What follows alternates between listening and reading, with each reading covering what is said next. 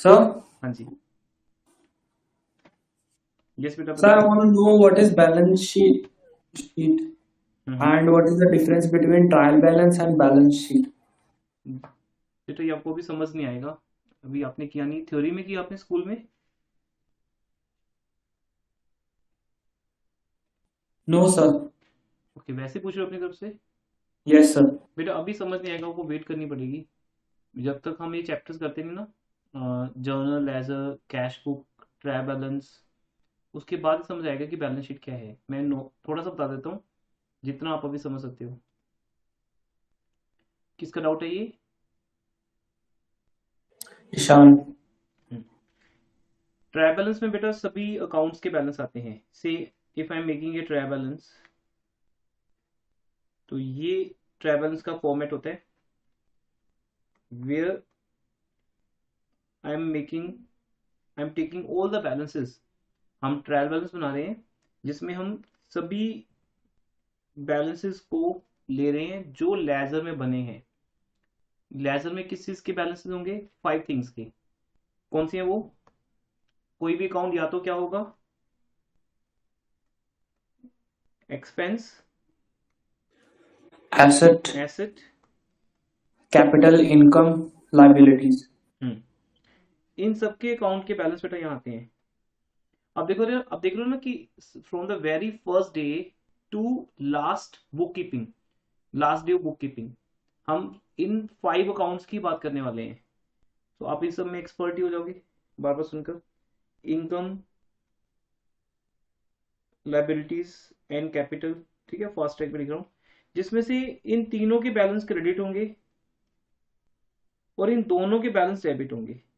Total जब करेंगे हम, टोटल मैच करेगा, बिकॉज आपने जितनी बार भी एक्सपेंसेस या एसेट्स को डेबिट किया है उतनी बार उसके अगेंस्ट इक्वल अमाउंट के साथ आपने समथिंग यू हैव क्रेडिटेड।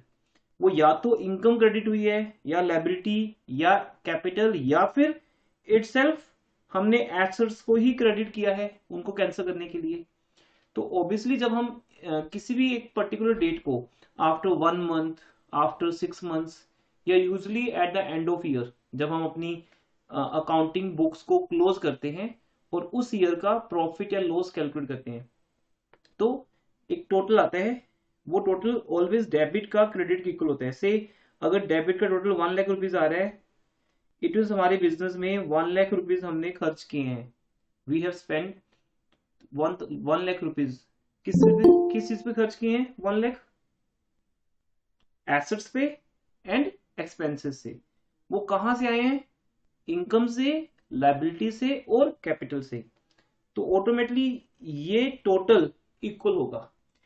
इसका एक और नेम भी है, इसको बोलते हैं डबल एंट्री सिस्टम, या इसको बोलते हैं अकाउंटिंग इक्वेशन। हमारी अकाउंटिंग इक्वेशन क्या है? Debit will always be equal to credit. So expenses plus assets, A for assets, will always equal to income plus liabilities plus capital. अब इन 5 आइटम्स में से ये तो हो गया ट्रायल बैलेंस, ये आपके फुल ईयर का एक बेटा रिजल्ट है, आउटकम है फुल ईयर का, कि फुल ईयर हमने क्या क्या किया। उन सब ट्रांजेक्शन्स का पहले जर्नल बनता है, जर्नल से लेजर, लेजर से जो बैलेंस आता है वो ट्रायल बैलेंस में जाता है। लेकिन ट्रायल बैलेंस से बैलेंस शीट बनती है। तो ट्रायल बैलेंस बैलेंस शीट पे डिपेंड नहीं है, बट हमारी बैलेंस शीट ट्रायल बैलेंस पे डिपेंड है। तो ट्रायल बैलेंस की 3 आइटम्स बैलेंस शीट में जाएंगी। कौन से वाली? Assets, liabilities and capital. इन तीनों को बोलते हैं बेटा बैलेंस शीट, बिकॉज ये हमारी बिजनेस की फाइनेंशियल पोजीशन स्टडी करती है।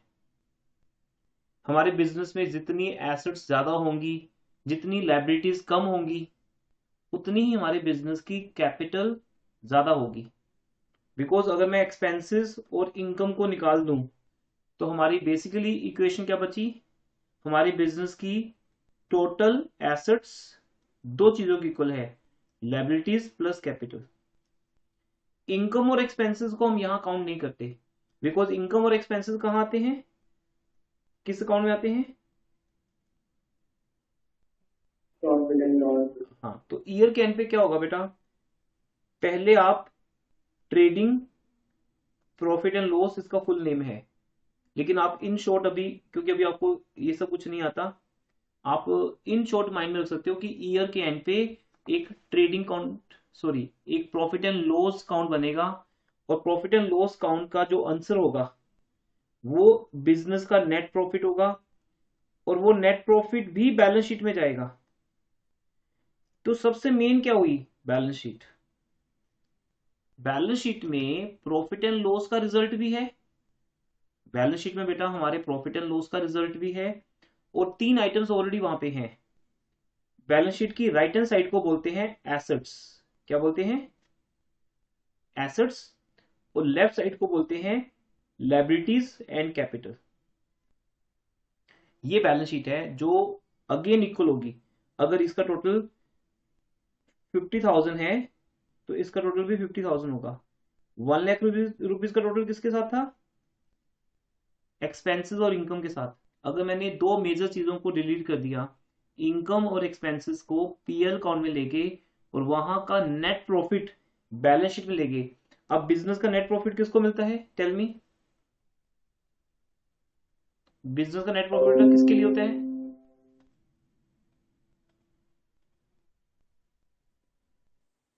सर बिजनेस के लिए। नहीं नहीं, बिजनेस का नेट प्रॉफिट होता है बेटा बिजनेस के ओनर के लिए। तो बिजनेस का ओनर क्या करता है, वो नेट प्रॉफिट बिजनेस की कैपिटल में ऐड कर देता है।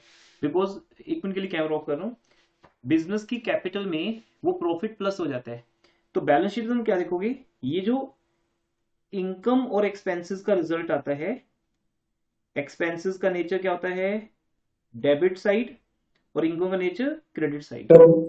तो जितनी इनकम्स एक्सपेंसेस से ज्यादा होंगी उतना बैलेंस आएगा।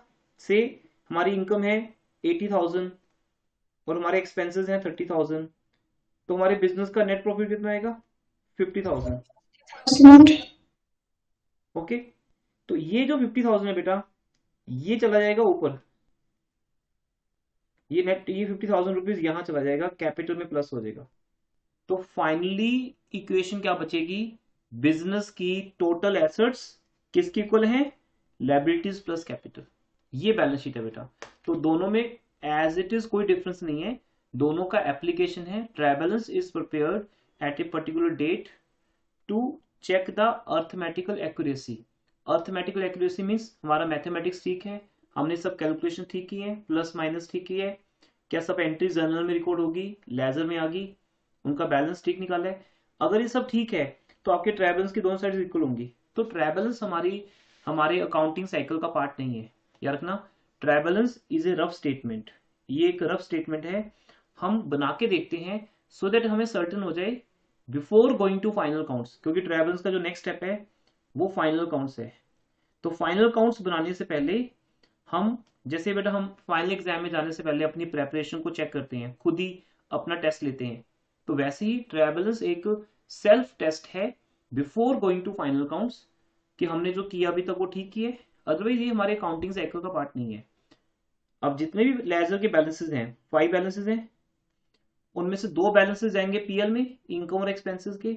इनकम की भी टाइप्स होंगी, एक्सपेंसेस की आगे टाइप्स होंगी, पर दोनों का डिफरेंस होगा नेट प्रॉफिट। वो नेट प्रॉफिट कैपिटल में प्लस हो जाएगा, तो अल्टीमेट जो बचेगा वो बचेगी बैलेंस शीट। फुल ईयर के काउंटिंग के बाद बेटा एंड में जो रिजल्ट है वो बैलेंस शीट में आता है, और वो हमारे बिजनेस की फाइनेंशियल पोजीशन को डिफाइन करती है कि हमारे बिजनेस के पास क्या क्या है, और वो जो भी कुछ है वो किसके अगेंस्ट है, कैपिटल के अगेंस्ट है कि लायबिलिटी के अगेंस्ट है। जैसे बेटा मेरे पास एक कार है, तो क्या वो कार मैंने खुद के पैसों से परचेज की है या लोन से परचेज की है, वो मेरी बैलेंस शीट शो करेगी। बैलेंस शीट में कार भी आएगी और कार का लोन भी आएगा। कार किस साइड आएगी, एसेट साइड, और कार लोन लायबिलिटी साइड, और मेरा अपना जो पैसा है वो कैपिटल है। तो बैलेंस शीट फाइनेंशियल पोजीशन को स्टडी करती है, whereas trial balance overall पूरे बिजनेस की पिक्चर को शो करता है।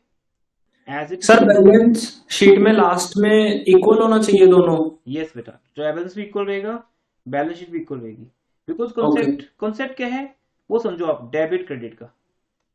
तो अगर डेबिट में मैंने एक्सपेंसेस को निकाल दिया तो इनकम को भी निकाल दिया, निकाल कर क्या किया, इन दोनों का डिफरेंस किस में ऐड कर दिया, कैपिटल में। तो इक्वेशन तो इक्वल रही कि नहीं। अगर मैं इस इक्वेशन को बड़े सिंपल तरीके से बताऊं, क्योंकि बहुत ज्यादा नहीं समझा सकता, आपको भी समझ नहीं आएगा, जितना आ सकता है। Expenses 10 rupees, assets 90 rupees, income 70, liabilities 20 और कैपिटल 10। क्या ये इक्वल है आपस में, चेक करो। Yes sir. अब आप क्या हाँ करो, जी। अब आप क्या करो बेटा, 70 में से 10 माइनस कर दो, कितना बचा, 60. 60। 60। मेरी इतनी सी एक छोटी सी एग्जांपल से आप पूरे 1 ईयर का रिजल्ट देख सकते हो अभी से ही एडवांस में। इसे करना है बेटा आने वाले 8 मंथ्स में। आपने ये जो आपका 8 मंथ्स का सिलेबस है वो ये है कि हम बैलेंस शीट तक पहुंचेंगे और वहां जाके क्या देखेंगे कि आपका जो डेबिट 90 रुपीज है वो दो चीजों के इक्वल होगा, लायबिलिटीज 20 रहेंगी, बट ये जो 90 और 20 का रिजल्ट है, सॉरी रॉन्ग बोल दिया, 70 और 10 का रिजल्ट है कितना है, 60 आएगा। तो 60 किस तरफ है, राइट हैंड साइड है, उधर ही रहेगा वो, लेकिन कैपिटल में ऐड हो जाएगा। तो इस 60 रुपीज को हम क्या बोलते हैं, net profit. Net profit. Earlier इस नेट प्रॉफिट की दो पॉइंट्स थे, इनकम, एक्सपेंसेस। अभी आपसे मुझे जो फीस मिलेगी वो मेरी इनकम होगी, आपको टीच करने का जो मेरा एक्सपेंस है वो एक्सपेंसेस होंगे। तो आपसे 70 रुपीज फीस मिलती है और मेरे 10 रुपीज खर्च होते हैं, तो 70 माइनस 10, तो माई प्रॉफिट इज 60। वो 60 रुपीज का प्रॉफिट बिजनेस कैपिटल में ऐड कर देगा, क्योंकि वो प्रॉफिट ओनर का है। एक मिनट बेटा,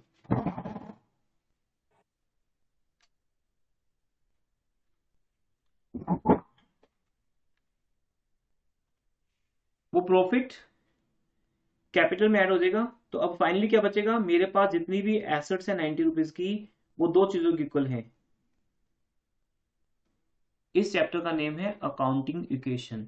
जर्नल के बाद चैप्टर नंबर 2 हम यही करेंगे। जर्नल के बाद लेजर से पहले अकाउंटिंग इक्वेशन होगा, या लेजर के बाद भी कर सकते हैं। तो फर्स्ट 3 चैप्टर्स है हमारे ये, जर्नल, लेजर, अकाउंटिंग इक्वेशन, जिससे आपको बेसिक कॉन्सेप्ट समझ आएंगे। ये क्या है, एसेट्स किसके इक्वल है, लायबिलिटी एंड कैपिटल। कैपिटल।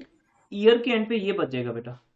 तो इट्स वेरी इंपॉर्टेंट क्वेश्चन आपका जो है आज, चाहे वो डाउट है या क्वेश्चन है, इससे आपको ओवरऑल आपकी बुक कीपिंग और अकाउंटिंग का रिजल्ट मिलता है। जब हम फुल अकाउंटिंग को समझ लेंगे तो finally you will be capable to make balance sheet where we will show 3 items, liability and capital, credit और assets debit, और ये ऑलवेज इक्वल होंगी, बिकॉज 1 ईयर का जो प्रॉफिट है वो कैपिटल में प्लस हो गया। अब एक केस और भी हो सकता है इसके साथ अटैच, कि एक्सपेंसेस इनकम से ज्यादा है। अगर मैं उल्टा लिखूं बेटा, एक्सपेंसेस इनकम से ज्यादा होते हैं अगर, तो हमें 60 रुपीज का क्या होता, लॉस। लॉस। उसको नेट प्रॉफिट की बजाय हम बोलते हैं कि एक्सपेंसेस ज्यादा हैं और इनकम कम है, तो यहां पे नेट लॉस आएगा, और वो नेट लॉस हम कैपिटल में से माइनस कर देंगे, फिर वो कैपिटल में माइनस होता। तो फाइनली जो बिजनेस का 1 ईयर का प्रॉफिट होगा वो प्रॉफिट ओनर की कैपिटल में प्लस हो जाएगा, और जो 1 ईयर का लॉस होगा वो ओनर की कैपिटल में से माइनस हो जाएगा। Finally we will have 3 items left behind, assets is equal to liability plus capital. Capital increase भी हो सकती है और डिक्रीज भी, ये डिपेंड करता है कि बिजनेस में प्रॉफिट हो रहा है कि लॉस हो रहा है। दैट्स ऑल बेटा, इससे ज्यादा मैं नहीं समझा सकता अभी, बिकॉज जब आप चैप्टर्स करोगे I need 20 days 15 days for 1 chapter, ऐसा चलेगा आपका सिस्टम, तब जाके आप प्रॉपरली समझ पाओगे। एंड डाउट, नेक्स्ट डाउट बेटा कोई, फर्स्ट 15 मिनट्स डाउट्स के लिए ऑलवेज याद रखिएगा। एक डाउट हो या 10 डाउट्स हो, हम 15 से 20 मिनट डाउट्स पे लगाएंगे। ज्यादा डाउट्स है तो फिर हम पूरी क्लास भी डेडिकेट कर देते हैं समटाइम्स डाउट्स पे। नाउ एनीथिंग एल्स,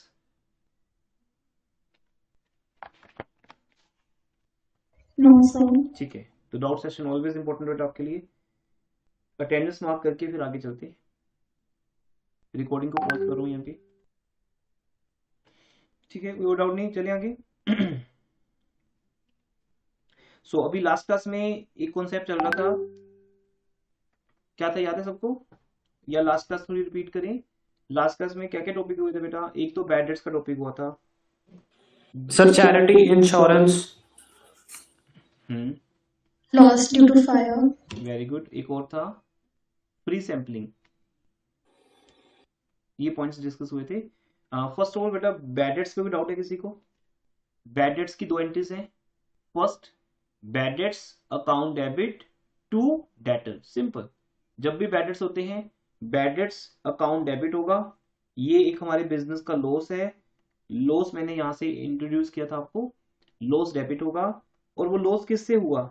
वो पर्सन कैंसिल हो गया, क्योंकि डेटर आपके बुक्स में पहले डेबिट है। कब डेबिट है?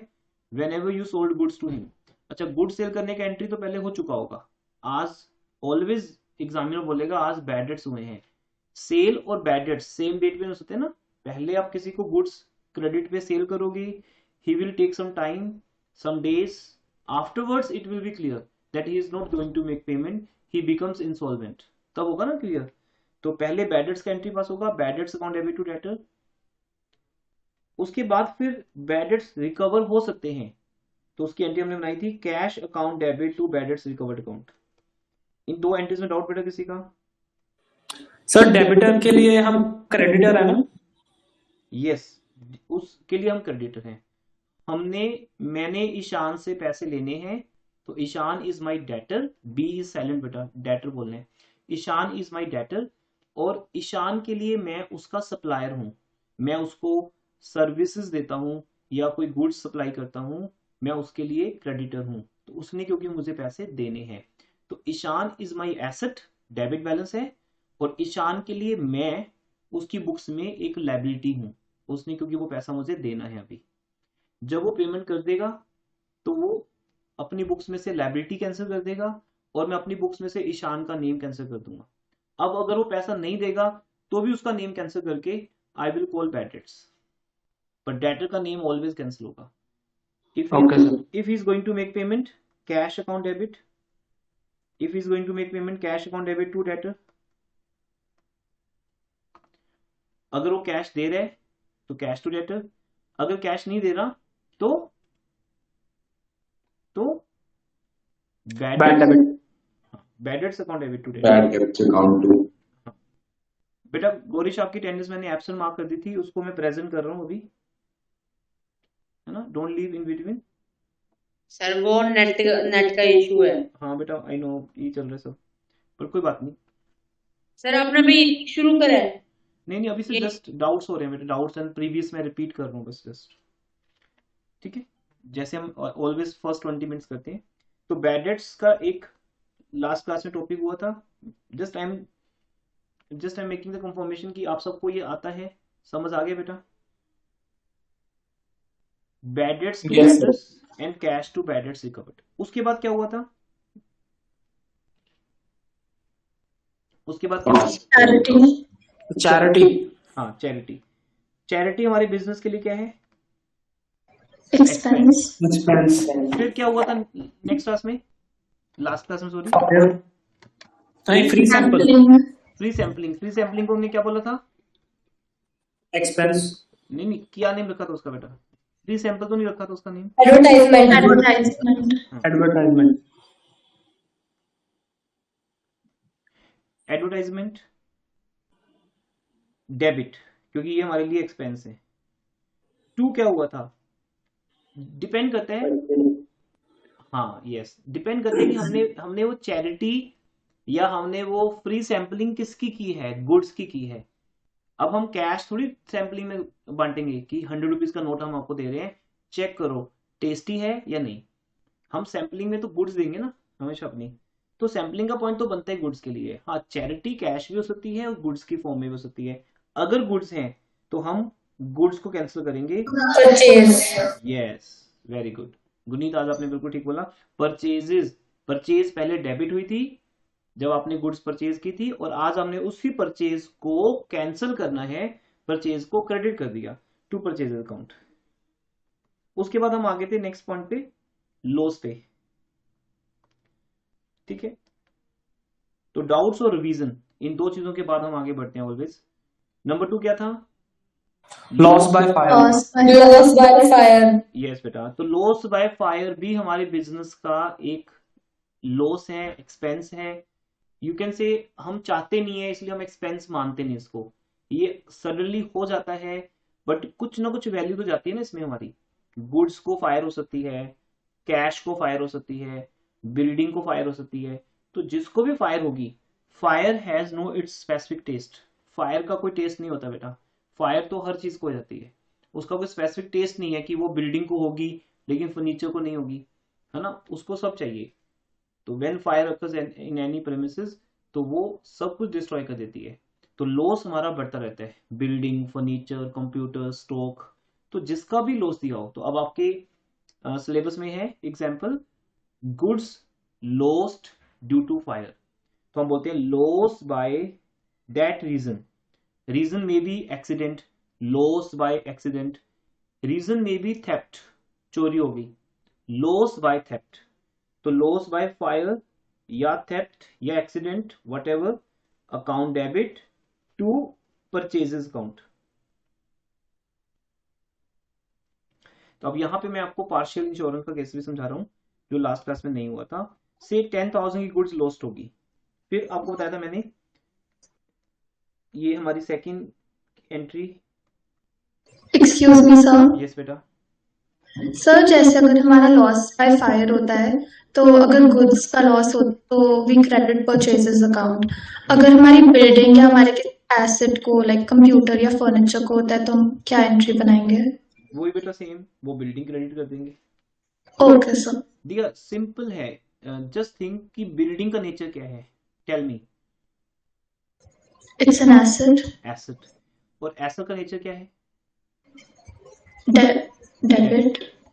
सिंपली यू आस्क योरसेल्फ कि building is my asset, asset is debit. अब फायर के होने से बिल्डिंग की वैल्यू बढ़ेगी या कम होगी? कम होगी। कम होगी, क्योंकि बिल्डिंग डिस्ट्रॉय होगी। तो before fire it was of 10 lakh, after fire it is nothing, वो उसकी वैल्यू जीरो होगी या कम होगी। तो हम ये मानते हैं कि हम यहां पर बिल्डिंग को रिकॉर्ड नहीं करने वाले, हम इसको कैंसिल करने वाले हैं। फॉर्मूला, हाँ फॉर्मूला वही रहेगा बेटा हमेशा, कि डेबिट को रिकॉर्ड करना है या कैंसिल करना है। तो दैट्स वाई आप जितना भी सीखोगे यहां पर इस चैप्टर में, अगर उस पर ये फॉर्मूला लगाओगे तो क्या होगा, आपकी ग्रोथ डबल होगी, आपको न्यू कॉन्सेप्ट्स भी आता जाएगा, और आपका जो बेसिक फंडामेंटल है वो स्ट्रॉन्ग। और बेसिक फंडामेंटल जिसका स्ट्रॉन्ग है, आप कुछ एक स्टूडेंट हो बेटा, आप में से भी वो स्टूडेंट आगे निकल जाएंगे आपसे जो बेसिक फंडामेंटल्स पे काम करेंगे। मैं तो सबके लिए इक्वल वर्क करूंगा, लेकिन आप लोग अपने लिए अनइक्वल वर्क करते हो। कुछ स्टूडेंट ऐसे भी होंगे जो क्लास के बाद कुछ भी नहीं करते होंगे, ट्यूशन अटेंड की, देयर इज नो होमवर्क, कुछ किया ही नहीं स्टडी। लेकिन देयर आर सम स्टूडेंट्स जो जितना करवाया जाता है उसको प्रॉपर स्टडी करते हैं, बुक्स में से उसको प्रॉपर रिवाइज करते हैं। और जब ये करने का काम आपको अपने फंडामेंटल्स के थ्रू करना है, कि मेरा फंडामेंटल है डेबिट को रिकॉर्ड करना, डेबिट, और डेबिट को कैंसिल करना, क्रेडिट। तो अब मेरी बिल्डिंग को फायर हुई है तो बिल्डिंग क्रेडिट होगी। आप बोलो सर फर्नीचर को फायर हुई है तो फर्नीचर क्रेडिट हो जाएगा, क्योंकि सबकी वैल्यू कम ही हो रही है। और जिसको भी फायर होगी वो वहां पे कुछ तो पड़ा ही है, वहां पे गुड्स पड़ी है तो गुड्स को क्रेडिट कर दिया। बाय चांस गुड्स का नेम क्या है, हमारा डेबिट नेम क्या है, परचेजेस, तो हम उसको कैंसिल कर देते हैं, परचेजेस को। Got it everyone? Yes sir. दिया क्लियर हो गया आपको ना? तो हाँ जी sir. Loss by fire debit होगा ऑलवेज, वो एक लॉस है, और क्रेडिट उस एसेट का नेम हो जाएगा जिसको लॉस हुआ है। आगे बढ़ते हैं। अब मैंने कल कहा था कि गुड्स वर इंश्योर्ड। अगर गुड्स इंश्योर्ड थी तो obviously insurance company claim admit करेगी। तो लास्ट क्लास में क्या लिखा था, insurance company admitted full claim, insurance company admitted full claim. तो जैसे कंपनी फुल क्लेम एडमिट करती है, आप एक एंट्री पास करते हो, आप इंश्योरेंस कंपनी को अपनी क्या बना लेते हो, asset. Asset, very good. Insurance company बेटा आपके लिए एक एसेट का काम करती है। उस केस में insurance company becomes your asset with full amount. और ये लॉस, अब बताओ, पहले मैंने इस लॉस को रिकॉर्ड किया था बेटा, बहुत सिंपल है। अगर आप नहीं समझ पाए तो कहीं ना कहीं आपका फेलियर वहां पे सामने आएगा। ये इतनी सिंपल गेम है। जैसे क्या आपको स्विच ऑन करना आता है रूम का, फिर ऑफ करना आता है? अब बोलो सर ये तो बहुत सिंपल वर्क है। इट्स नॉट द वर्क कि आप बोलो कि आता है नहीं आता, ये तो ऑब्वियसली सबको ही आता है। तो बेटा अगर आपको रूम का स्विच ऑन या ऑफ करना आता है, इससे कम तो कोई नहीं हो सकता आप में से कि रूम का स्विच भी ऑन ऑफ नहीं करना था। तो बेटा ऑन का मीनिंग क्या है? रिकॉर्ड, लाइट को ऑन करना। तो फिर ऑफ कैसे होगा? उसका रेसिप्रोकल। अगर मैं ऑन ऐसे करता हूं तो फिर मैं ऑफ ऐसे करता हूं। उसका एक ऑपोजिट डायरेक्शन होता है कि नहीं होता? स्विच का एक डायरेक्शन होता है ना, ऑन करने के लिए और ऑफ करने के लिए। तो always everything has some direction and opposite direction.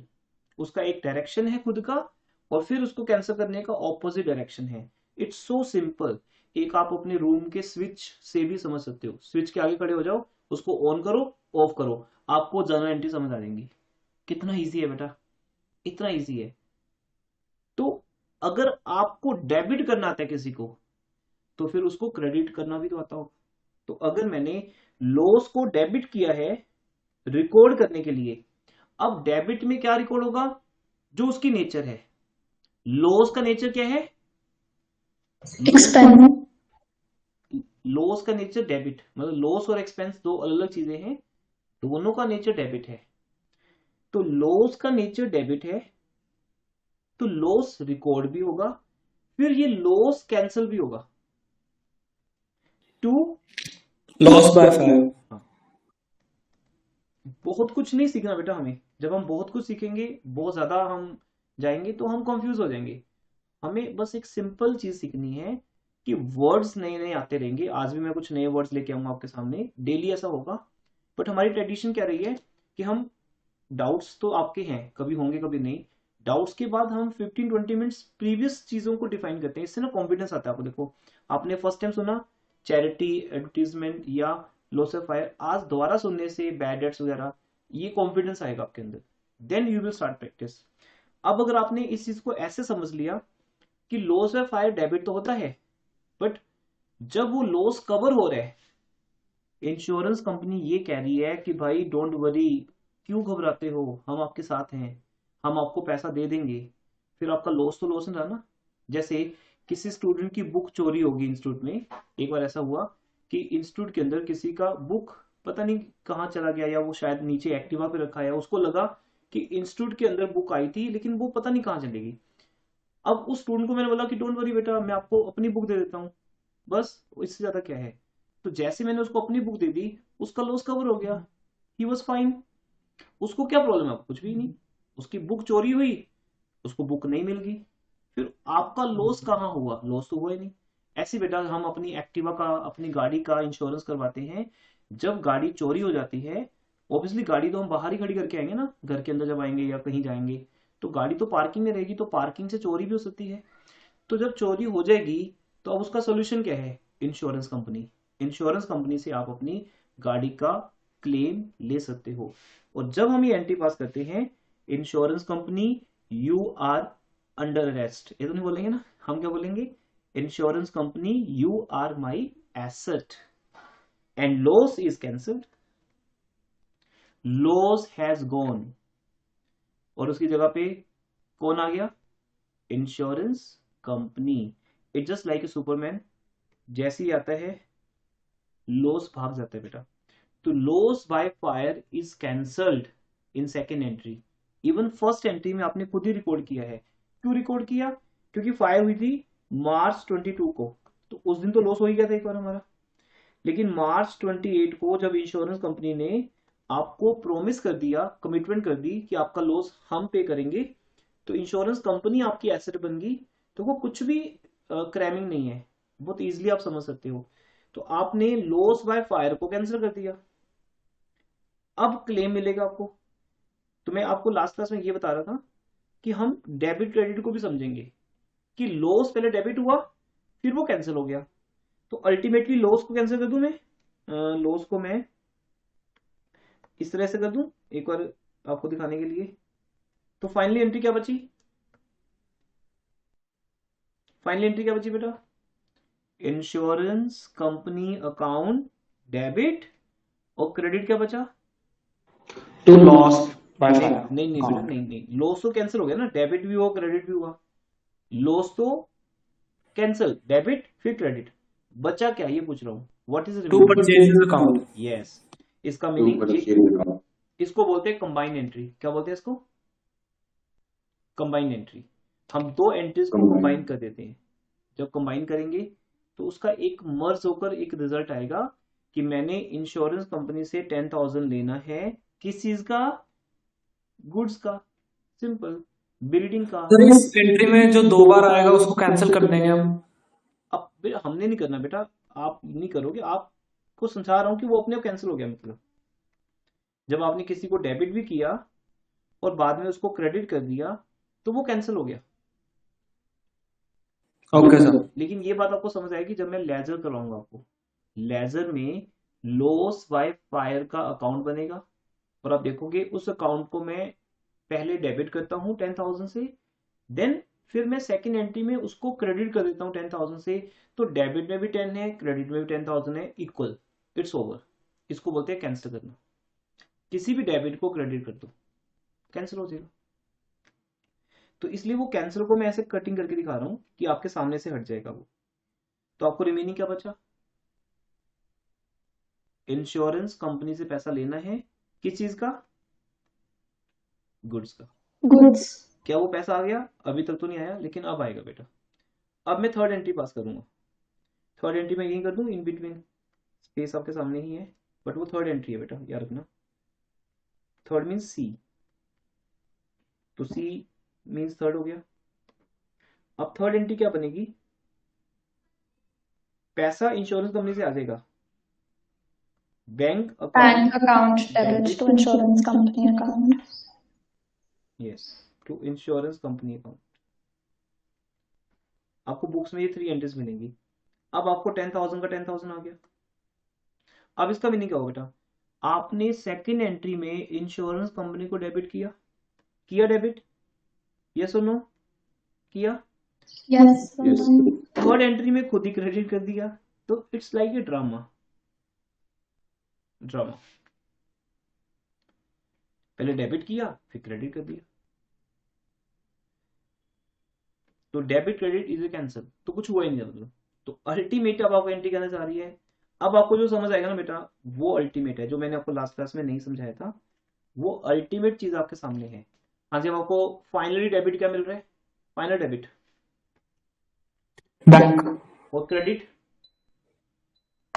Purchase. Yes. Means insurance company कहती अगर आपकी गुड चोरी होती है तो उसे होने दो, पैसा हमारे से ले लो, बात खत्म। तो मुझे 10,000 रुपए मिल गए, किसके अगेंस्ट? परचेजेस के अगेंस्ट। जो मेरी कॉस्ट प्राइस है ये है कि 10,000 की गुड्स अगर मैं सेल करता तो आई थिंक मैं उसको 12,000 की सेल करता, मुझे 2,000 का प्रॉफिट होता। बट इंश्योरेंस कंपनी कहती है हम आपको सिर्फ क्या दे सकते हैं? Cost price. जितना पैसा आपका लगा था हम वो दे सकते हैं, अगर उतना भी मिल जाए तो बेटा ऑब्वियसली वो भी ओके है। बाद में आप उस पैसे से नई गुड्स परचेज कर लो, उसको बेच लो। मेन है कि जब किसी का लॉस हो जाता है तो वो सिर्फ ये कहते हैं कि कोई ऐसा है दुनिया में जो मेरा लॉस कवर कर देगा।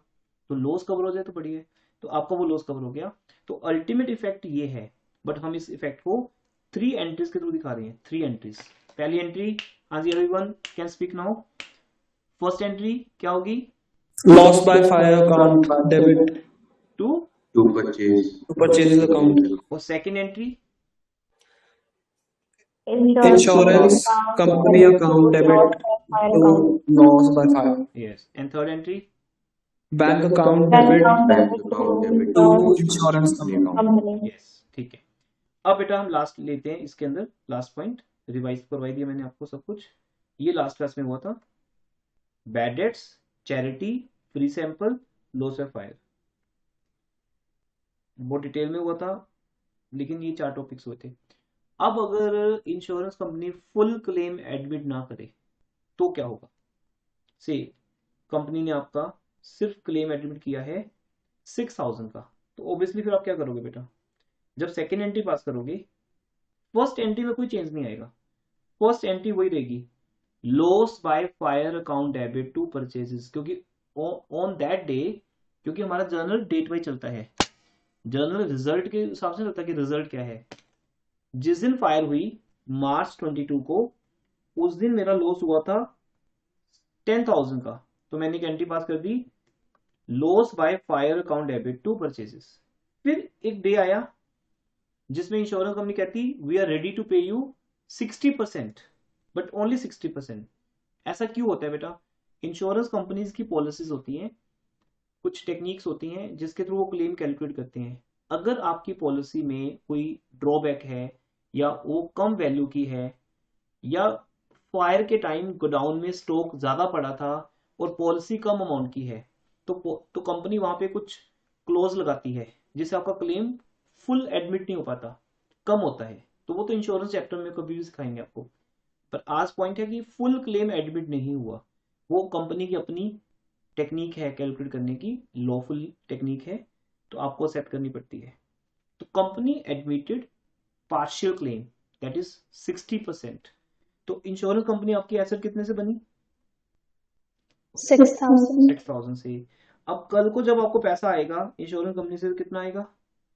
6,000 6,000 ही आएगा। तो ऑब्वियसली जितने से वो एसेट है उतना ही आएगा।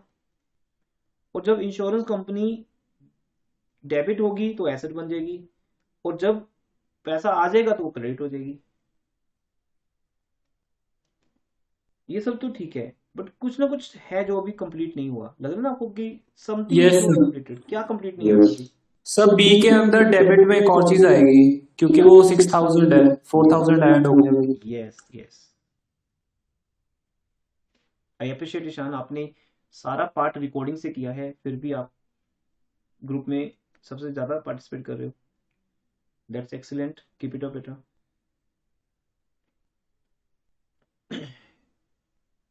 इंश्योरेंस कंपनी जब 6,000 से डेबिट हुई तो वहां पर 4,000 रुपीज रह गया। वो बेटा आपका लॉस है जो कभी कवर नहीं होगा। कुछ लॉस ऐसे होते हैं लाइफ के जो हम कभी कवर कर नहीं पाते, इंश्योरेंस कंपनी उसको कवर नहीं करती, तो फिर कौन कवर करेगा? Nobody is there. तो उस लॉस को हम प्रॉफिट एंड लॉस में शिफ्ट कर सकते हैं। वो लॉस डायरेक्टली कहां शिफ्ट हो जाएगा? प्रॉफिट एंड लॉस काउंट की डेबिट साइड, क्योंकि डेबिट साइड पे क्या आते हैं? Losses, expenses. तो दो ऑप्शन दे रहा हूं मैं आपको, profit and loss count debit. Some teachers don't like this thing कि हम प्रॉफिट एंड लॉस को डेबिट करें। वो क्या करते हैं? लॉस ऑन क्लेम डेबिट कर देते हैं। एक ही बात है बेटा, आपकी बुक्स में इवन प्रॉफिट एंड लॉस ही मिलेगा, बट कुछ टीचर्स का अपना थिंकिंग है कि प्रॉफिट एंड लॉस काउंट तो ईयर के एंड पे बनता है, तो how can you debit on 28 March when company is clearing its intention कि हम आपका क्लेम 60% ही क्लियर करेंगे। तो आपको कंपनी ने अपना बता दिया कि आपका लॉस 10,000 हुआ है, बट आपकी फाइल में हम सब चीजों को देखकर ये डिसीजन ले रहे हैं कि हम आपका 60% क्लेम पास करेंगे, आपका चेक 6,000 का बनेगा ना कि 10,000 का। तो उस दिन आपको 4,000 का लॉस हुआ है, तो उससे आप प्रॉफिट एंड लॉस में भी ट्रांसफर कर सकते हो। बट अगर हम ये माने कि 28 मार्च को प्रॉफिट एंड लॉस काउंट नहीं बनता, वो तो ईयर के एंड पे बनता है 31 मार्च को, और लॉस ऑफ फायर तो कभी भी हो सकता है, अक्टूबर में भी, नवंबर में भी। तो हम उसकी जगह पे एक अकाउंट लिख सकते हैं, लॉस ऑन क्लेम, कि हमें क्लेम के ऊपर एक लॉस हो गया। जैसे बैड डेट्स एक लॉस था बेटा, ऐसे ये भी एक लॉस है। बैड डेट्स भी आगे जाके कहाँ जाएगा? प्रॉफिट एंड लॉस अकाउंट में। जाना सबको एक ही जगह पे है बेटा, वो है profit and loss count.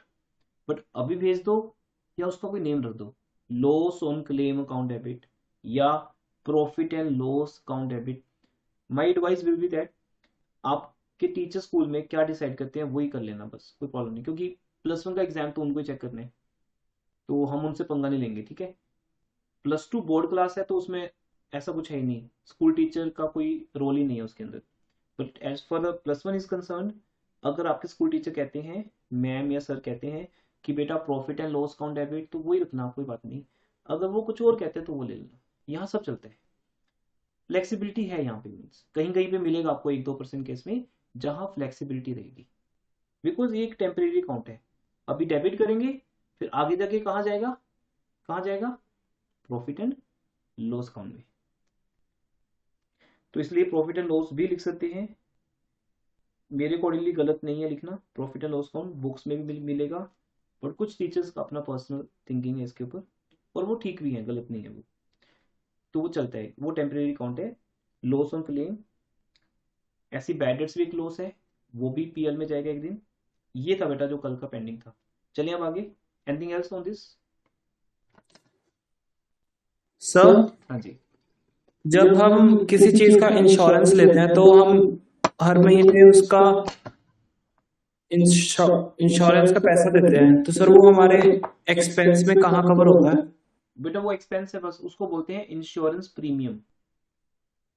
Insurance premium जो तुम मंथली, क्वार्टरली, हाफ ईयरली या ईयरली कैसे भी पे कर सकते हो, वो होता तो 1 ईयर का है, बट वो आपकी इंस्टॉलमेंट्स बना देते हैं, तो वो आपका इंश्योरेंस प्रीमियम है। बस पे करो, एंट्री करोगे, ये भी एंट्री आएगी आपको आगे कि इंश्योरेंस प्रीमियम पेड, एंट्री बनेगी insurance premium account debit like rent, salary, ये भी आपका एक्सपेंस है।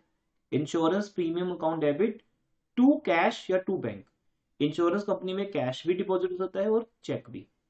ये आपके बिजनेस का रूटीन एक्सपेंस है। कहां से कवर करोगे? आपको पता है ना बेटा, सबको एक ही जगह जाना है, उसका नाम क्या है? Profit and loss account. तो profit and loss account year के एंड पे बनेगा। तो जब बेटा ग्रैंड फिनाले आएगा ना आपका ये +1 अकाउंट्स का, जिसको बुक कीपिंग एंड अकाउंटिंग कहते हैं, तो उस दिन मैं आपका फाइनल अकाउंट चैप्टर स्टार्ट करूंगा और प्रॉफिट एंड लॉस अकाउंट बनाएंगे वहां पे।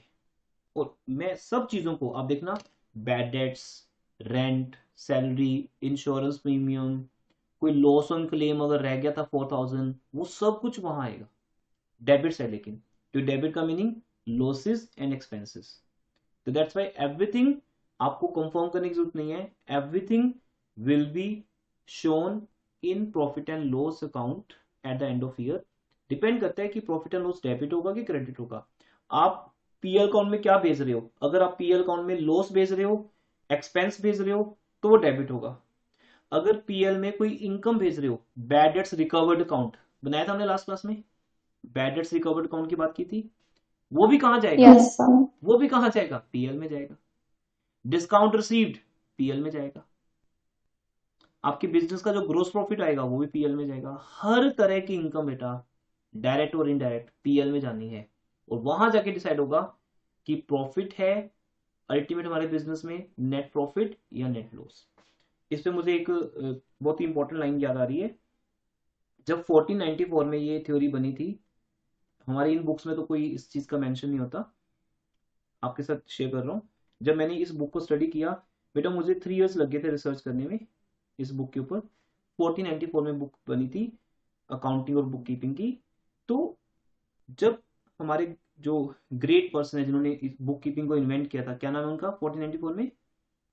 लुईस पैचियोली। तो उन्होंने ना एक मेंशन किया था अपनी बुक में, मैं वो आपके साथ शेयर करता हूँ, मुझे बहुत अच्छी लाइन लगी वो कहते profit and loss account is a cremating place, cremation ground. All you know cremation ground क्या होता है, क्रिमेटिंग प्लेस क्या होता है? जहां डेड बॉडीज को डिस्पोज ऑफ किया जाता है, हम सबको पता है ये चीज। तो बोलते हैं ना, डेथ के बाद सबको एक ही जगह जाना है, क्या रिच क्या पुअर, क्या घर क्या बिल्डिंग प्रॉपर्टी, हम पूरी लाइफ इसके पीछे लगे रहते हैं ना, कि मेरा घर बन जाए, बड़ा घर हो, प्रॉपर्टी हो, गाड़ी हो, पैसा हो, है ना, बैंक बैलेंस हो, मेरा एक स्टेटस हो, मेरी सिटी के अंदर पॉपुलैरिटी हो, है ना, मैं स्टार बन जाऊं। लेकिन फिर वो कहते हैं कि फिर क्या होगा उसके बाद? अल्टीमेटली होना वही है, हमारी इंडिया का रिक्शा वाला और हमारे इंडिया के अमिताभ बच्चन, दोनों को एक ही जगह जाना है, दैट इज कॉल्ड क्रिमेटिंग प्लेस, और वहां जाके रिच पुअर का एक जैसा हाल होता है। खैर ये तो एक अलग थ्योरी है, मैं इस पे ज्यादा नहीं जाऊंगा। ये हम सबको स्पिरिचुअली पता है कि हम सबका एंड एक जैसा ही होने वाला है। इसी को उन्होंने इस थ्योरी से अटैच किया। वो कितनी ग्रेट थिंकिंग थी, कितने वो ग्रेट फिलोसफर रहे होंगे, है ना, जिन्होंने बुक कीपिंग इन्वेंट की। और आपके लिए जानना जरूरी है, एटलीस्ट हम 5 मिनट्स 10 मिनट्स उस चीज पे लगा सकते हैं कि he was a great philosopher. और मैं जितनी उसकी बुक्स पढ़ता गया बेटा, मैं उनका फैन होता गया। तो अल्टीमेटली ऐसा हो गया, जैसे मूवी नहीं थी संजय दत्त की, कि संजय दत्त महात्मा गांधी जी को पढ़ते गए लाइब्रेरी में बैठ के 3 दिन 4 दिन लगे रहे लाइब्रेरी के अंदर, और अल्टीमेटली महात्मा गांधी जी उनके अंदर क्रिएट हो गए। अल्टीमेटली वो हर चीज को महात्मा गांधी जी के एंगल से सोचते थे, है ना। मुन्ना भाई जो मूवी नहीं थी, मुन्ना भाई लगे रहो मुन्ना भाई आई थिंक नेम था, तो उसमें संजय दत्त जी क्या थे, महात्मा गांधी जी बन गए थे। कोई प्रॉब्लम आती, गांधी जी अपीयर, वहां सामने आते थे वो, संजय दत्त जी उनसे बात करते थे। तो अल्टीमेटली मेरे साथ भी क्या हुआ कि जब मैंने 3 साल, वो तो 3 दिन लाइब्रेरी में बैठे थे, मैं 3 साल लाइब्रेरी में बैठ के इनकी बुक्स पढ़ता रहा हूँ। और उसके बाद जो नॉलेज मेरे अंदर क्रिएट हुई, जो एक रिसर्च के बाद मेरा वे ऑफ टीचिंग चेंज हुआ, है ना। इससे पहले मैं टीच करता था, मैं बुक्स को रेफर करता था कि बुक्स में क्या लिखा है, मैं वैसे टीच करने की ट्राई करता था। That was in the year 2001, I started my teaching 2001। तो मैंने स्टार्टिंग के 2 या 3 साल टीच किया, लेकिन फिर मजा नहीं आ रहा था। Then I did research. तो 2004 से 7 3 इयर्स मैंने काफी रिसर्च की, और उसके बाद मेरा वे ऑफ टीचिंग चेंज हो गया। अब आपको बड़ा पसंद आएगा, जब से जैसे मैं आपको पढ़ाता जाऊंगा अकाउंट्स आपके लिए इंटरेस्टिंग होती जाएगी। हाँ, आप में से 1-2 स्टूडेंट्स का फेलियर भी रहेगा, वो उनकी अपनी गलती के कारण, कि उनका अपना कोई लेवल ऐसा है या वो पढ़ते नहीं है। ऐसा होता है, 100 में से 1-2 स्टूडेंट ऐसे मिल जाते हैं हमें जो पढ़ते नहीं है, या डेली का उनका हार्डवर्क नहीं है। उनको छोड़ दिया जाए तो 98% is my conversion rate, 98% is my success rate, क्योंकि हमें उनकी थ्योरी को उनके तरीके से एक्सप्लेन करना है आपको। तो way of teaching will be different. तो उन्होंने क्या बोला उस चीज को, ठीक है, और मैं फिर उस लाइन से उनका फैन हो गया।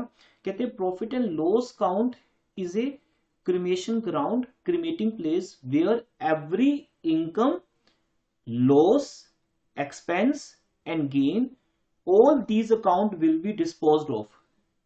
4 डेड बॉडीज आएंगी, डरते तो नहीं ना, ऐसे बात कर सकते हैं हम। 4 डेड बॉडीज आएंगी उसके अंदर। अब कौन सी ज्यादा होगी, कौन सी कम होगी, उस पर डिपेंड करता है कि फाइनल सोल कैसी होगी। बुरे लोग वहां ज्यादा गए कि अच्छे लोग वहां ज्यादा गए। तो उन्होंने बहुत अच्छे से एक्सप्लेन किया है कि हमने कुछ बुरी आत्माओं को, बैड सोल्स को वहां ले जाके डिस्पोज किया, गुड सोल्स को जाके किया। फाइनली दोनों से मिलकर एक सोल निकली वहां पे। वो प्योर सोल थी या बैड सोल थी, उसका नाम है नेट प्रॉफिट। अगर प्योर, अगर बैड, तो उसका नाम है नेट लॉस। हमने डिस्पोज ऑफ क्या किया पीएल अकाउंट में, 4 चीजों को। 2 चीजें बुरी हैं, एक्सपेंसेस, लॉसेस, हमारे बिजनेस के लिए अच्छे नहीं होते। और 2 चीजें अच्छी हैं हमारे लिए, क्या, इनकम्स, नहीं बेटा, नहीं बेटा, प्रॉफिट तो उसका रिजल्ट है, इनकम एंड गेन। मैं लिख देता हूं, प्रॉफिट एंड लॉस अकाउंट में 2 साइड्स हैं, एक क्रेडिट साइड है, एक डेबिट साइड है। और just like it's a cremation place, ये एक क्रिमेशन ग्राउंड है जहां पे बुरे लोगों को लाया जाता है। That is called expenses and losses. जैसे loss by fire, bad debts, ये लॉसेस हैं। एक्सपेंसेस, रेंट, सैलरी, एसी खराब हो गया उसकी रिपेयर, ऐसे पूरा साल होता रहता है सब कुछ। ऐसे हमारे पास कुछ अच्छे लोग भी हैं जिनको लाया जाता है वहां पे, income, gain, bad debts recovered is good for you or not? Tell me. Bad debts recovered. Good for us. Good for us. Good for you. तो वो अच्छा है मेरे लिए, इस साल मिला। जैसे Ishan was in 8th class, just examples होते हैं, ठीक है, don't mind. Ishan was in 8th class, तो उसने ट्यूशन फीस नहीं दी थी, but now he is paying to me. तो मेरी इस साल जाके इनकम होगी वो, तो he is paying 10,000 which was previously written off as bad debts from Ishan. तो अब वो पे कर रहे हैं मुझे, तो मेरे लिए तो वो बैड डेट्स रिकवर्ड हो गए, वो मेरे लिए गेन है। दैट्स गुड कि ही इज पेइंग नाउ। ऐसे ही उसकी जो +1 की फीस आ रही है वो तो मेरी इनकम है ही है। तो मुझे 2 फायदे हो गए ईशान से, एक इसने +1 की फीस पे की, और एक इसने 8th क्लास की फीस पे की जो उसने उस टाइम पे नहीं की थी ड्यू टू सम रीजंस। तो मेरा टोटल क्रेडिट आ गया। ऐसे ही कुछ बुरी चीजें भी हुई पूरे साल में, एक्सपेंसिव लॉसेस। अब फाइनली कौन ज्यादा है किसी से, अगर इनकम और गेन मीन्स मैं चाहता हूँ कि मेरे स्टूडेंट्स 8 मंथ्स वेट करें और उनके माइंड में एक क्वेश्चन मार्क हो कि प्रॉफिट एंड लॉस अकाउंट कैसा होगा, जिसकी बात पूरा साल हो गया आपके साथ। तो ऐसा है बेटा ये प्रॉफिट एंड लॉस अकाउंट, आज ही देख सकते हो, इंट्रो क्लासेस चल रही है, कोई इशू नहीं है। इनकम और गेन अगर ज्यादा है किससे, एक्सपेंसेस और लॉसेस से, तो एक गुड सोल, एक प्योर सोल निकलेगी, that will be net profit. और वो हमारी कैपिटल में प्लस हो जाएगी, हमारी कैपिटल को प्लस करेगी, इंक्रीज करेगी, एनर्जेटिक करेगी। लेकिन अगर ऐसा हुआ कि उस क्रिमेशन ग्राउंड में ज्यादा बुरी आत्माएं गई, बैड पीपल वहां पे गए, तो वहां से गुड सोल नहीं निकलने वाली हो, क्योंकि बैड मींस एक्सपेंस लॉसेस ज्यादा हैं कुछ अच्छे लोगों के कंपैरिजन पे इनकम गेन से। तो फाइनली वहां से क्या निकलेगा, नेट लॉस। तो he was a great philosopher बेटा। तो 3 years रिसर्च करने के बाद मेरी फिलोसफी चेंज होगी। अब मैं जब भी कुछ चेंज टीच करूंगा आपको, कोई भी चैप्टर हो, +1 का, +2 का, बीकॉम का, my teaching will totally different from other teachers, और वो आप लाइक करोगे, और उसके थ्रू आपको जो समझ आएगा वो परमानेंट आपकी मेमोरी में स्टोर हो जाएगा, और वहीं से आपकी स्ट्रॉन्ग फाउंडेशन बनती है। हमारे बीकॉम स्टूडेंट बेटा हाफ सीए होते हैं, मतलब उस सीए का पहला जो लेवल है वो तो ऐसे क्लियर कर लेते हैं क्योंकि उनकी फाउंडेशन स्ट्रॉन्ग है। तो ये एक विजन है आपके साथ हमारा इन सब चीजों को डिस्कस करने का, कि आपके लिए ये जो 1 month है इसमें स्ट्रॉन्ग फाउंडेशन बनकर निकले। वो एक इंटरेस्ट भी बढ़ाएगा आपका, नॉलेज भी, और आपका जो ग्रिपिंग पावर है ना वो बढ़ेगी अकाउंट्स के ऊपर। देन फिर आप किसी भी चैप्टर को बहुत इजीली एक्सेप्ट कर सकते हो। आगे की हर चीज टफ होती जाएगी, पर उसके लिए हमारी ग्रिपिंग पावर चाहिए, वो यहाँ से क्रिएट होगी अगर हम इनकी फिलोसफी के ऊपर चलें। तो वो मैं आपके साथ शेयर करूंगा हर चीज। तो ये बेटा उनका एक ओपिनियन था कि बिजनेस की इनकम्स ज्यादा है एक्सपेंसेस से, तो प्रॉफिट होगा हमारा। अल्टीमेटली हर चीज कहाँ जानी है, प्रॉफिट एंड लॉस अकाउंट में। ये तो फैक्ट, ये हमारा फिक्स है। लेकिन 4 चीजें, एक्सपेंस, लॉस, इनकम, गेन, बाकी जो रहेगी 3 चीजें, एसेट्स, लायबिलिटीज और कैपिटल, ये कहाँ जाएगी, बैलेंस शीट में। वो हमारा फाइनल रेस्ट है। फिर उसके बाद नेक्स्ट ईयर स्टार्ट होगा। अब आते हैं नेक्स्ट टॉपिक पे, ड्राइंग्स। सर नेट लॉस से कैपिटल हमारा माइनस होगा ना? यस बेटा, क्योंकि बैड सोल है वो तो हमारी कैपिटल को खा जाएगी, कम कर ओके देगी, सर। सिंपल। तो हॉन्टेड सोल अगर हमारी मेरे सामने हो तो वो मुझे छोड़ेगी थोड़ी। ऐसी जो हॉन्टेड सोल निकलने वाली है वो क्यों निकलने वाली है, क्योंकि वहां से ये चीजें ज्यादा रही और ये कम रही, और फाइनली जो लॉस है वो मेरी कैपिटल में से माइनस हो गया। तो एग्जैक्टली कुछ इन्होंने ऐसे ही वर्ड यूज किए थे वहां पे, बहुत अच्छी पोएट्री जैसे लिखा था। तो सेम एग्जैक्ट लैंग्वेज में तो नहीं बोल सकता मैं उनकी, बट उसका आइडिया समझाती है आपको। तो ये इस बेस पे बना है ग्रैंड फिनाले, फाइनल काउंट्स, जिसमें सब कुछ होगा। It's very interesting chapter. Wait करो कब आता है वो, ग्रैंड फिनाले आने में टाइम तो लगेगा। तब तक हमें अपने आप को तैयार करना है, लीग मैचेस खेलते जाने। ड्राइंग्स क्या है, लिखो बेटा ड्राइंग्स के बारे में, anything which is withdrawn bye proprietor. Proprietor कौन है, बिजनेस का owner. Anything withdrawn bye proprietor from the business for his personal use. Personal use क्या होता है, घर पे, for his personal use, it is called drawings. जैसे आपके लिए बेटा बैड डेट्स वर्ड कल नया था, but now you will be use to. जैसे हम आगे बढ़ेंगे आप यूज टू हो जाओगे, बस आपको +2 पता होगा कि बैड डेट्स क्या होता है। ऐसे ही ड्राइंग्स वर्ड भी आप यूज टू हो जाओगे। ड्राइंग्स मीन्स ओनर अपने पर्सनल पर्पस के लिए बिजनेस से कुछ भी निकाल के घर ले जाता है, तो बिजनेस उस रीजन का नाम क्या रखता है, ड्राइंग्स। ड्राइंग्स किसका रेसिप्रोकल है, ये भी समझ लीजिए बेटा। बहुत से स्टूडेंट ऐसे होते हैं जिनको ये पता नहीं होता। If I ask in any interview कि what is the reciprocal of capital, they don't know. Drawings is the reciprocal of capital, ये आपको बताना चाहिए। कैपिटल का मीनिंग क्या, चलो ये बताओ, हु विल टेल कैपिटल का मीनिंग बेटा। The money which the owner puts in. हाँ, The money invested by the owner. Very good बेटा। तो the money withdrawn bye owner क्या होगा फिर, drawings. Reciprocal, Drawings. Simple Drawings. Simple बेटा। जो आप मेरे बिजनेस को दोगे मैं उसे बोलूंगा कैपिटल, और जो मेरे बिजनेस से आप निकाल के ले जाओगे मैं उसे बोलूंगा ड्राइंग्स। ये 2 अकाउंट आपस में रेसिप्रोकल हैं, इसलिए कैपिटल का नेचर अगर क्रेडिट था तो इसका नेचर क्या है, डेबिट। Debit. बेटा एग्जैक्टली उस बुक में ऐसे समझाया हुआ है, 1494 की उस बुक में जर्नल चैप्टर को ऐसे समझाया गया कि drawing is the reciprocal of capital. But आप बिलीव नहीं करोगे बेटा कितना गलत है, कितना रॉन्ग है ये। हमारी इन बुक्स में, ये जो सिलेबस बुक्स हम पढ़ते हैं उनमें कहीं लिखा ही नहीं हुआ। और जो भी टीचर विदाउट रिसर्च आपको अकाउंट्स टीच कर रहा होगा वो कभी भी ये वर्ड यूज करेगा नहीं। यू विल सी, अभी आपके स्कूल में चैप्टर चलेगा जर्नल, टीचर एक बार भी नहीं बोलेगा drawing is the reciprocal of capital. अगर वो बोलते हैं तो मानना कि उनकी रिसर्च है। बहुत से अच्छे टीचर्स हैं हमारे साथ, हमारे बीच में, जो रिसर्च करते हैं, जो बोलते हैं, है ना, drawing is the reciprocal of capital. तो अगर वो रेसिप्रोकल है तो इसका मतलब उसकी नेचर भी रेसिप्रोकल है। इट मीन अगर हम कैपिटल को क्रेडिट करते हैं तो ड्राइंग को क्या करेंगे, डेबिट, क्योंकि कैपिटल के टाइम ओनर क्या है, गिवर, और ड्राइंग के टाइम ओनर क्या बन जाता है, रिसीवर।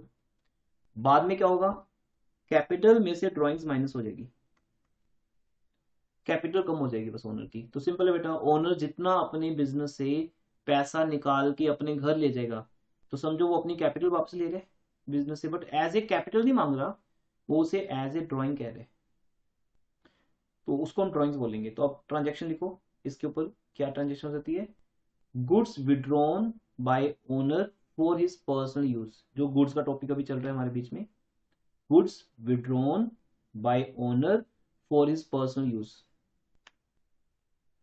सर हाँ जी, ऐसे लिख सकते हैं ड्राइंग्स बाय द ओनर। हाँ बेटा जैसे मर्जी लिख लो, मेरे की ड्राइंग कौन करता है, ओनर करता है, और किसी को तो राइट ही होता है बेटा, और किसी को तो राइट होता है नहीं ड्राइंग्स करने का, सिर्फ ओनर को ही राइट होता है, right. Okay sir. Sir repeat करना एक बार। गुड्स में लिख देता हूँ, गुड्स withdrawn by owner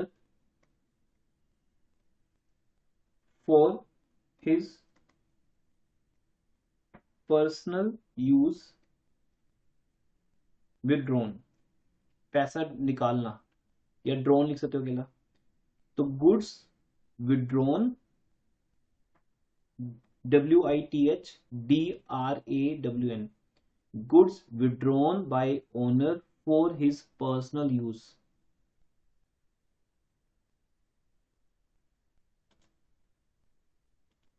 तो अब इसकी एंट्री क्या बनेगी, अब फिर अगेन बेटा क्या हो रहा है, गुड्स आ रही है हमारी, और गुड्स के लिए हम किसको कैंसिल करेंगे, कैपिटल। कैपिटल को। हम गुड्स के लिए कैपिटल को कैंसिल करेंगे या परचेज को कैंसिल करेंगे, क्या लगता है आपको बेटा।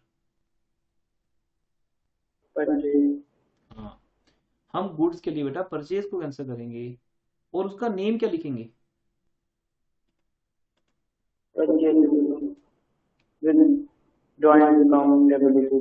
हाँ ये चीज है बेटा, हम एक अकाउंट क्रिएट करेंगे जिसको बोलते हैं drawings account debit to purchases.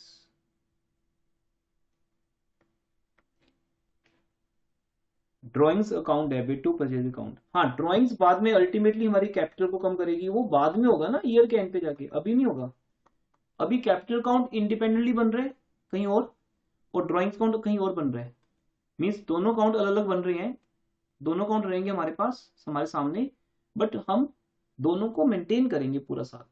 Drawings debit, but let me complete, drawings debit होता रहेगा हमेशा, कैपिटल क्रेडिट होती रहेगी, आगे जाके दोनों माइनस होंगे, तो आपको अभी नहीं कुछ करना, ड्राइंग्स का नेम ड्राइंग्स रखना है अभी। तो जब गुड्स ओनर विड्रॉ करेगा फॉर द पर्सनल यूज तो हम बोलेंगे drawings account debit to purchases. अब ये सेम है, गुड्स के जाने का ये भी एक रीजन है 10,000, गुड्स के जाने का ये भी एक रीजन है, तो रीजन डेबिट होते हैं हमेशा। मैंने क्या सिखाया बेटा, डेबिट का मीनिंग रीजन। पहले क्या रीजन था, चैरिटी, फिर रीजन एडवर्टीजमेंट, फिर लॉस ऑफ फायर, और फिर अब क्या मिला, drawings. These are the 4 reasons जहां गुड्स जाती हैं, but it is not a sale, तो हम परचेज को कैंसिल करेंगे। Now you can ask. Sir अभी के लिए हम ड्राइंग को एक्सपेंसेस में से कैंसिल करेंगे ना बेटा, अभी ड्राइंग्स इंडिविजुअली रिकॉर्ड हो रही है, हम एक नया अकाउंट रिकॉर्ड कर रहे हैं जो आज तक हमने रिकॉर्ड नहीं किया, एक न्यू अकाउंट रिकॉर्ड कर रहे हैं, ड्राइंग्स अकाउंट डेबिट। बट बाद में क्या होगा इसका, ये बाद में क्रेडिट हो जाएगा, ये मैं आपको करके दिखाता हूँ बाद में क्या करना है, अभी नहीं करना, लेकिन वो ईयर के एंड पे करना है, फाइनल अकाउंट्स में, ग्रैंड फिनाले जब आएगा ना, तो ये चीज हम करेंगे बैलेंस शीट के अंदर। कहाँ करेंगे, बैलेंस शीट में हम इस ड्राइंग को क्रेडिट कर देंगे और इसकी जगह पे कैपिटल को डेबिट कर देंगे। तो आपकी नॉलेज में ये डाल रहा हूं जस्ट मैं कि ड्राइंग्स आगे जाके कैपिटल में से कैंसिल हो जाएगी, कैपिटल डेबिट टू ड्राइंग्स। लेकिन अभी हमें ये नहीं करना है, अभी हमें सिर्फ ये एंट्री करनी है, क्योंकि आज तो अक्टूबर 22 है जब मैं ड्राइंग्स कर रहा हूँ, बाद में ड्राइंग्स काउंट कैपिटल में जाएगा, वो डेट क्या होगी 31 मार्च, वो ईयर का एंड होगा। तो अभी फिलहाल आपको क्या समझना है कि अक्टूबर 22 को drawings account debit to purchases account. अब ओनर अपने पर्सनल यूज के लिए कैश भी विड्रॉ कर सकता है। अगर कैश विड्रॉ कर रहे तो क्या होगा बेटा, गुड्स की जगह पे मैं लिख दूं कैश, तो क्या होगा कैश। To cash account.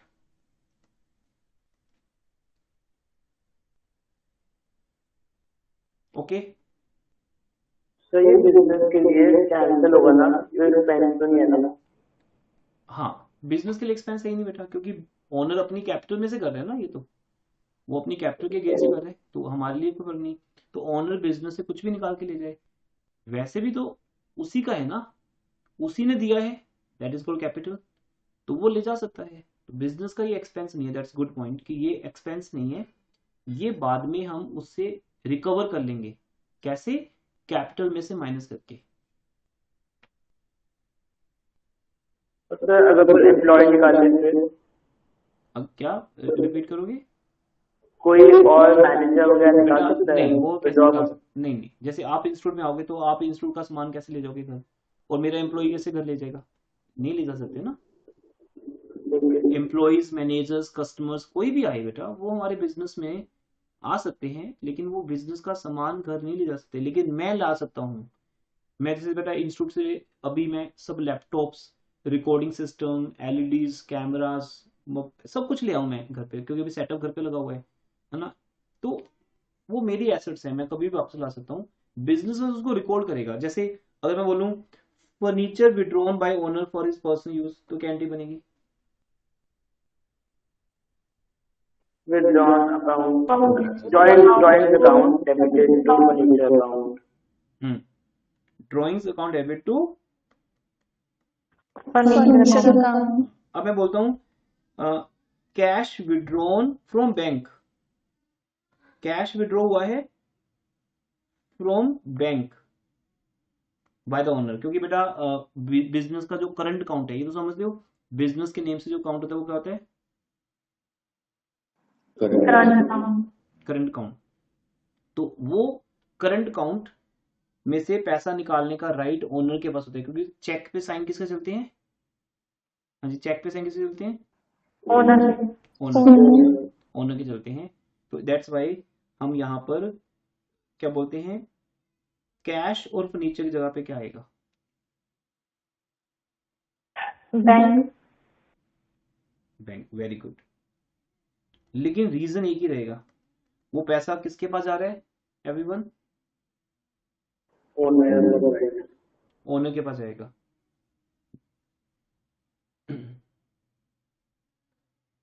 ठीक है, तो हम यहाँ पर लिख देंगे टू बैंक, लेकिन ड्राइंग्स डेबिट रहेगा। तो मैंने बेटा आपको 4 एंट्रीज करवाई हैं, क्योंकि इस संडे, कमिंग संडे आपका टेस्ट भी है, और परफॉर्मेंस टेस्ट मैंने अभी ओपन किया अपने सामने, मेरे सामने एक एलईडी रहती है, तो वो दूसरे सिस्टम से अटैच रहती है, तो इसमें मुझे आप सब दिखते भी रहते हो ना साथ में, तो मैं टेस्ट भी आपका साथ में स्टडी कर रहा था, उसमें 1-2 टॉपिक और हैं, मैं आपको वो कवर करवा रहा हूँ। तो संडे का टेस्ट रहेगा आपके लिए important, it is a first performance test आपके लिए। परफॉर्मेंस टेस्ट होंगे आपके टॉपिक वाइज, चैप्टर वाइज। तो first performance test is on coming Sunday, मैं टाइमिंग बाद में मेंशन करता हूँ आपको। और फिर सेकंड परफॉर्मेंस टेस्ट होगा, थर्ड परफॉर्मेंस टेस्ट होगा। हमारी टेस्ट सीरीज होती है बेटा, first test series is performance test, जो टॉपिक वाइज और चैप्टर वाइज होता है एवरी वीक संडे, है ना, कभी भी। एक होता है सबसे important test, self evaluation test, जिसको हम मॉक टेस्ट भी कहते हैं, वो मंथ के एंड पे होता है, जिसमें फुल मंथ का सिलेबस आता है। ऐसे यूनिट टेस्ट होते हैं कुछ हमारे, सरप्राइज टेस्ट होते हैं, टेस्ट सीरीज होते हैं अलग अलग ना, जिसके थ्रू टेस्ट होते हैं। फिर फुल बुक का टेस्ट होता है, फिर तो हम सिलेबस के एंड पे पहुंच जाते हैं ना, और फिर सैम्पल पेपर्स करवाते हैं हम आपको सिलेबस के एंड के बाद, रिवीजन होती है आपकी, तो रिवीजन टेस्ट अलग से होते हैं। तो इस तरह से टेस्ट सीरीज हैं आपकी। तो फर्स्ट टेस्ट सीरीज हम आपके साथ स्टार्ट कर देंगे इस संडे को, परफॉर्मेंस टेस्ट 1, बाकी डिटेल आपको मिल जाएगी। Drawings account debit to bank, ये एंट्री होगी। तो drawings account debit to cash, drawings account debit to bank, to purchases, to furniture. तो बस आपको ये समझना है कि ओनर अपने पर्सनल पर्पस के लिए बिजनेस से कुछ भी लेके जाता है, वो ड्रॉइंग्स है। अब मैं नेक्स्ट टॉपिक पे आ रहा हूँ। आपके टेस्ट में 2 टॉपिक और इंक्लूड किए हमने, क्योंकि परफॉर्मेंस टेस्ट हमारा स्टैंडर्ड होता है, उसमें 2 चीज़ें और हैं, मैं वो आपके साथ करवा रहा हूँ, डिस्कस अभी कर रहा हूँ। रेस्ट पार्ट मैंने डिस्कस कर दिया एज पर स्टैंडर्ड टीचिंग। जब हम फर्स्ट टेस्ट लेते हैं आफ्टर 2 वीक्स तो उतने टॉपिक्स हो जाते हैं हमारे। It will be very easy test, don't worry, मुझे आपका कॉन्फिडेंस बूस्ट अप करना है। तो ये टफ टेस्ट नहीं रहेगा, बहुत ईजी टेस्ट होगा, बेसिक टेस्ट होगा बिल्कुल हमारा। पर जैसे से आगे बढ़ेंगे परफॉर्मेंस टेस्ट 2 टफ हो जाएगा, परफॉर्मेंस से 3 और टफ हो जाएगा, तो means easy to toughest level जाएंगे, और फिर मॉक टेस्ट तो टफ होते ही होते हैं। तब तक लेकिन आपने प्रिपेयर भी कर लिया अपने आप को ना, 3 टेस्ट देने के बाद यू आर वेल प्रिपेयर्ड, तब आपके लिए मॉक टेस्ट पॉसिबल होगा। टेस्ट के लेवल्स हमेशा रिलीज होते रहते हैं, अभी 1 मंथ में सब क्लियर हो जाएगा आपको। चलिए आगे बेटा, नेक्स्ट टॉपिक है, लिखो एवरीवन, कंपाउंड एंट्री। बिकॉज मैंने आपका टेस्ट ओपन किया हुआ है, जो आपका टेस्ट होगा संडे को, तो उसमें कंपाउंड एंट्री का टॉपिक भी होता है। तो क्या होता है कंपाउंड एंट्री? कंपाउंड एंट्री को हम कंबाइंड एंट्री भी कहते हैं। क्या बोलते हैं? Combined entry. Combined entry. Combined entry क्या होती है बेटा? कि जब हम ये देखते हैं कि on the same day I am paying so many expenses, तो बार बार हम एंट्रीज पास करें, उससे बेटर हम फुल डे में जो भी खर्च करते हैं उसकी एक कंबाइंड एंट्री पास कर सकते हैं, उसे कंपाउंड एंट्री कहते हैं। इसके 2 रूल्स होते हैं, एक मिनट बेटा पेन हैंग हो गया, इसके 2 रूल्स होते हैं, लिखिए everyone, compound entry, next word entry, और इसके 2 रूल्स होते हैं, 1 डेट शुड बी सेम, हर एक ट्रांजैक्शन की डेट सेम होनी चाहिए, date should be same. Compound entry, इसके 2 रूल्स हैं। 1, हम कब कुछ अकाउंट्स को कंबाइन कर सकते हैं? जब उनकी डेट सेम होगी, मीन सेम डेट पे हो रहे हैं, एंड 1 एस्पेक्ट इज कॉमन, लिखो 1 एस्पेक्ट इज कॉमन, डेबिट और क्रेडिट। बट अभी आई नो आपको समझ से कुछ नहीं आया होगा, मैं समझाता हूँ अभी। चलिए लिख लो आप, कंपाउंड एंट्री क्या होती है? When more than 1 transaction of same nature is recorded at same time, that is called compound entry. More than 1 transactions are recorded at same time, which having 2 rules, 2 features, same date and 1 aspect is common. For example, आज क्या date है बेटा? Today's date क्या है? आज की date क्या है एवरीवन? 21 में। तो बेटा आज मैंने 3 चीजें पे की हैं, सुनिए। आज मैंने एक तो इंस्टीट्यूट का रेंट पे किया है, बिकॉज रेंट तो हम पे कर ही रहे हैं, विदाउट रेंट हम उसको अपने पास नहीं रख सकते। कोविड का सीन चल रहा है लेकिन एक्सपेंसेस कंटिन्यू चल रहे हैं। आज मैंने एक तो रेंट पे किया है, फॉर एग्जांपल। एक मैंने अपने एम्प्लॉयज को सैलरी पे की है, अभी उनको अप्रैल का सैलरी मिला नहीं था, तो मैंने आज उनको सैलरी भी पे कर दी। मुझे कहीं से पैसा आया और फिर मैंने उसका डिसबर्समेंट कर दिया, लैंडलॉर्ड को रेंट पे कर दिया, एम्प्लॉयज को सैलरी पे कर दी। और एक हमारे पास कोई बिल आया होता है इलेक्ट्रिसिटी का बिल भी पेंडिंग था, तो वो भी मैंने पे कर दिया, इलेक्ट्रिसिटी बिल अकाउंट डेबिट। ये तीनों मेरे बिजनेस के क्या है? एक्सपेंसेस। आई थिंक ये कॉमन एक्सपेंस है किसी बिजनेस का। अगर किसी की शॉप बंद है आज की डेट में बेटा, कोविड को लेके कितना कुछ चल रहा है ना, बिजनेसमैन क्यों परेशान है? वो बोलते हैं कि शॉप्स बंद हैं, 2 वीक्स हो गए, 3 वीक्स, लेकिन रेंट चल रहा है, सैलरी चल रही है, इलेक्ट्रिसिटी का बिल आएगा और भी कई एक्सपेंस आएंगे, वो तो हमें पे करने पड़ेंगे ना, उसका कोई सोल्यूशन नहीं है, वी हैव टू पे। हम इन सब चीजों को बंद तो कर नहीं सकते हैं।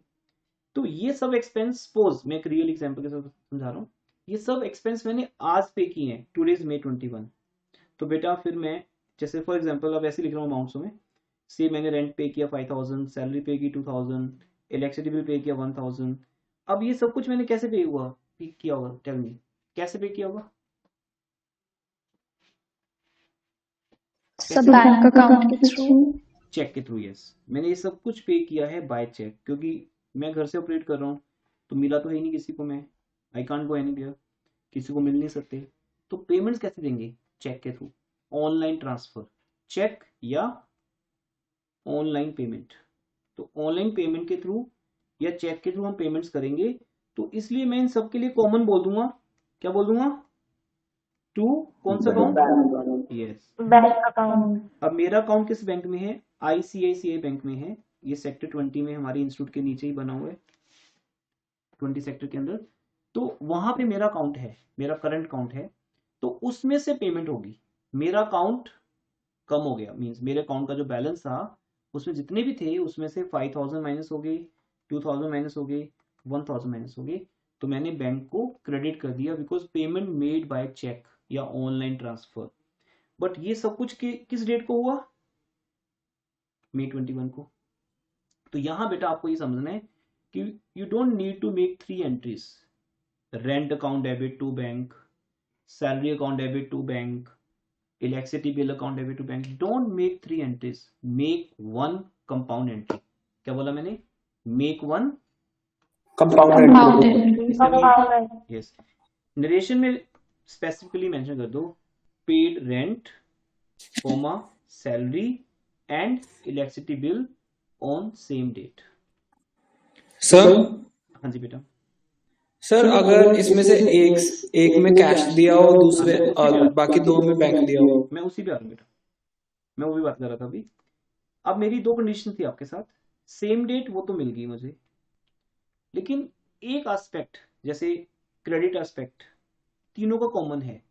बट अभी ईशान या कोई जो भी कह रहे हैं अभी, तो वो क्या कह रहे हैं कि सर अगर रेंट मैंने चेक से दिया, सैलरी मैंने कैश दी, तो बेटा फिर हम कंबाइन एंट्री पास नहीं कर सकते, क्योंकि फिर एक भी एस्पेक्ट कॉमन नहीं है। यू थिंक अपॉन दिस ना, कि इस रूल का मीनिंग क्या है कि 1 एस्पेक्ट शुड बी कॉमन। क्यों? अगर आपने रेंट पे किया बाय चेक तो एंट्री बनेगी rent account debit to bank, और आपने सैलरी पे की कैश में, तो फिर हम इस एंट्री को कंबाइन नहीं कर सकते। इवन ये सेम डेट को है, मई 21 को 2 चीजें हुई हैं। अगर मैं ऐसे बोलता हूँ आपको कि मई 21 को बेटा मैंने एक तो रेंट पे किया बाय चेक और एक मैंने सैलरी पे किया बाय कैश।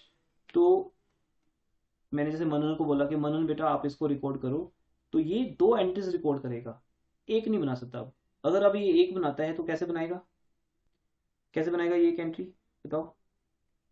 सैलरी को बैंक के मतलब कंबाइन कैसे करोगे इसको? फिर तो ऐसे करोगे कंबाइन, जो डेबिट्स हैं उनको भी इकट्ठे कर लोगे, rent account debit, salary account debit, और जो क्रेडिट्स हैं उनको भी इकट्ठे कर लोगे, टू बैंक टू कैश। तो this entry is not valid.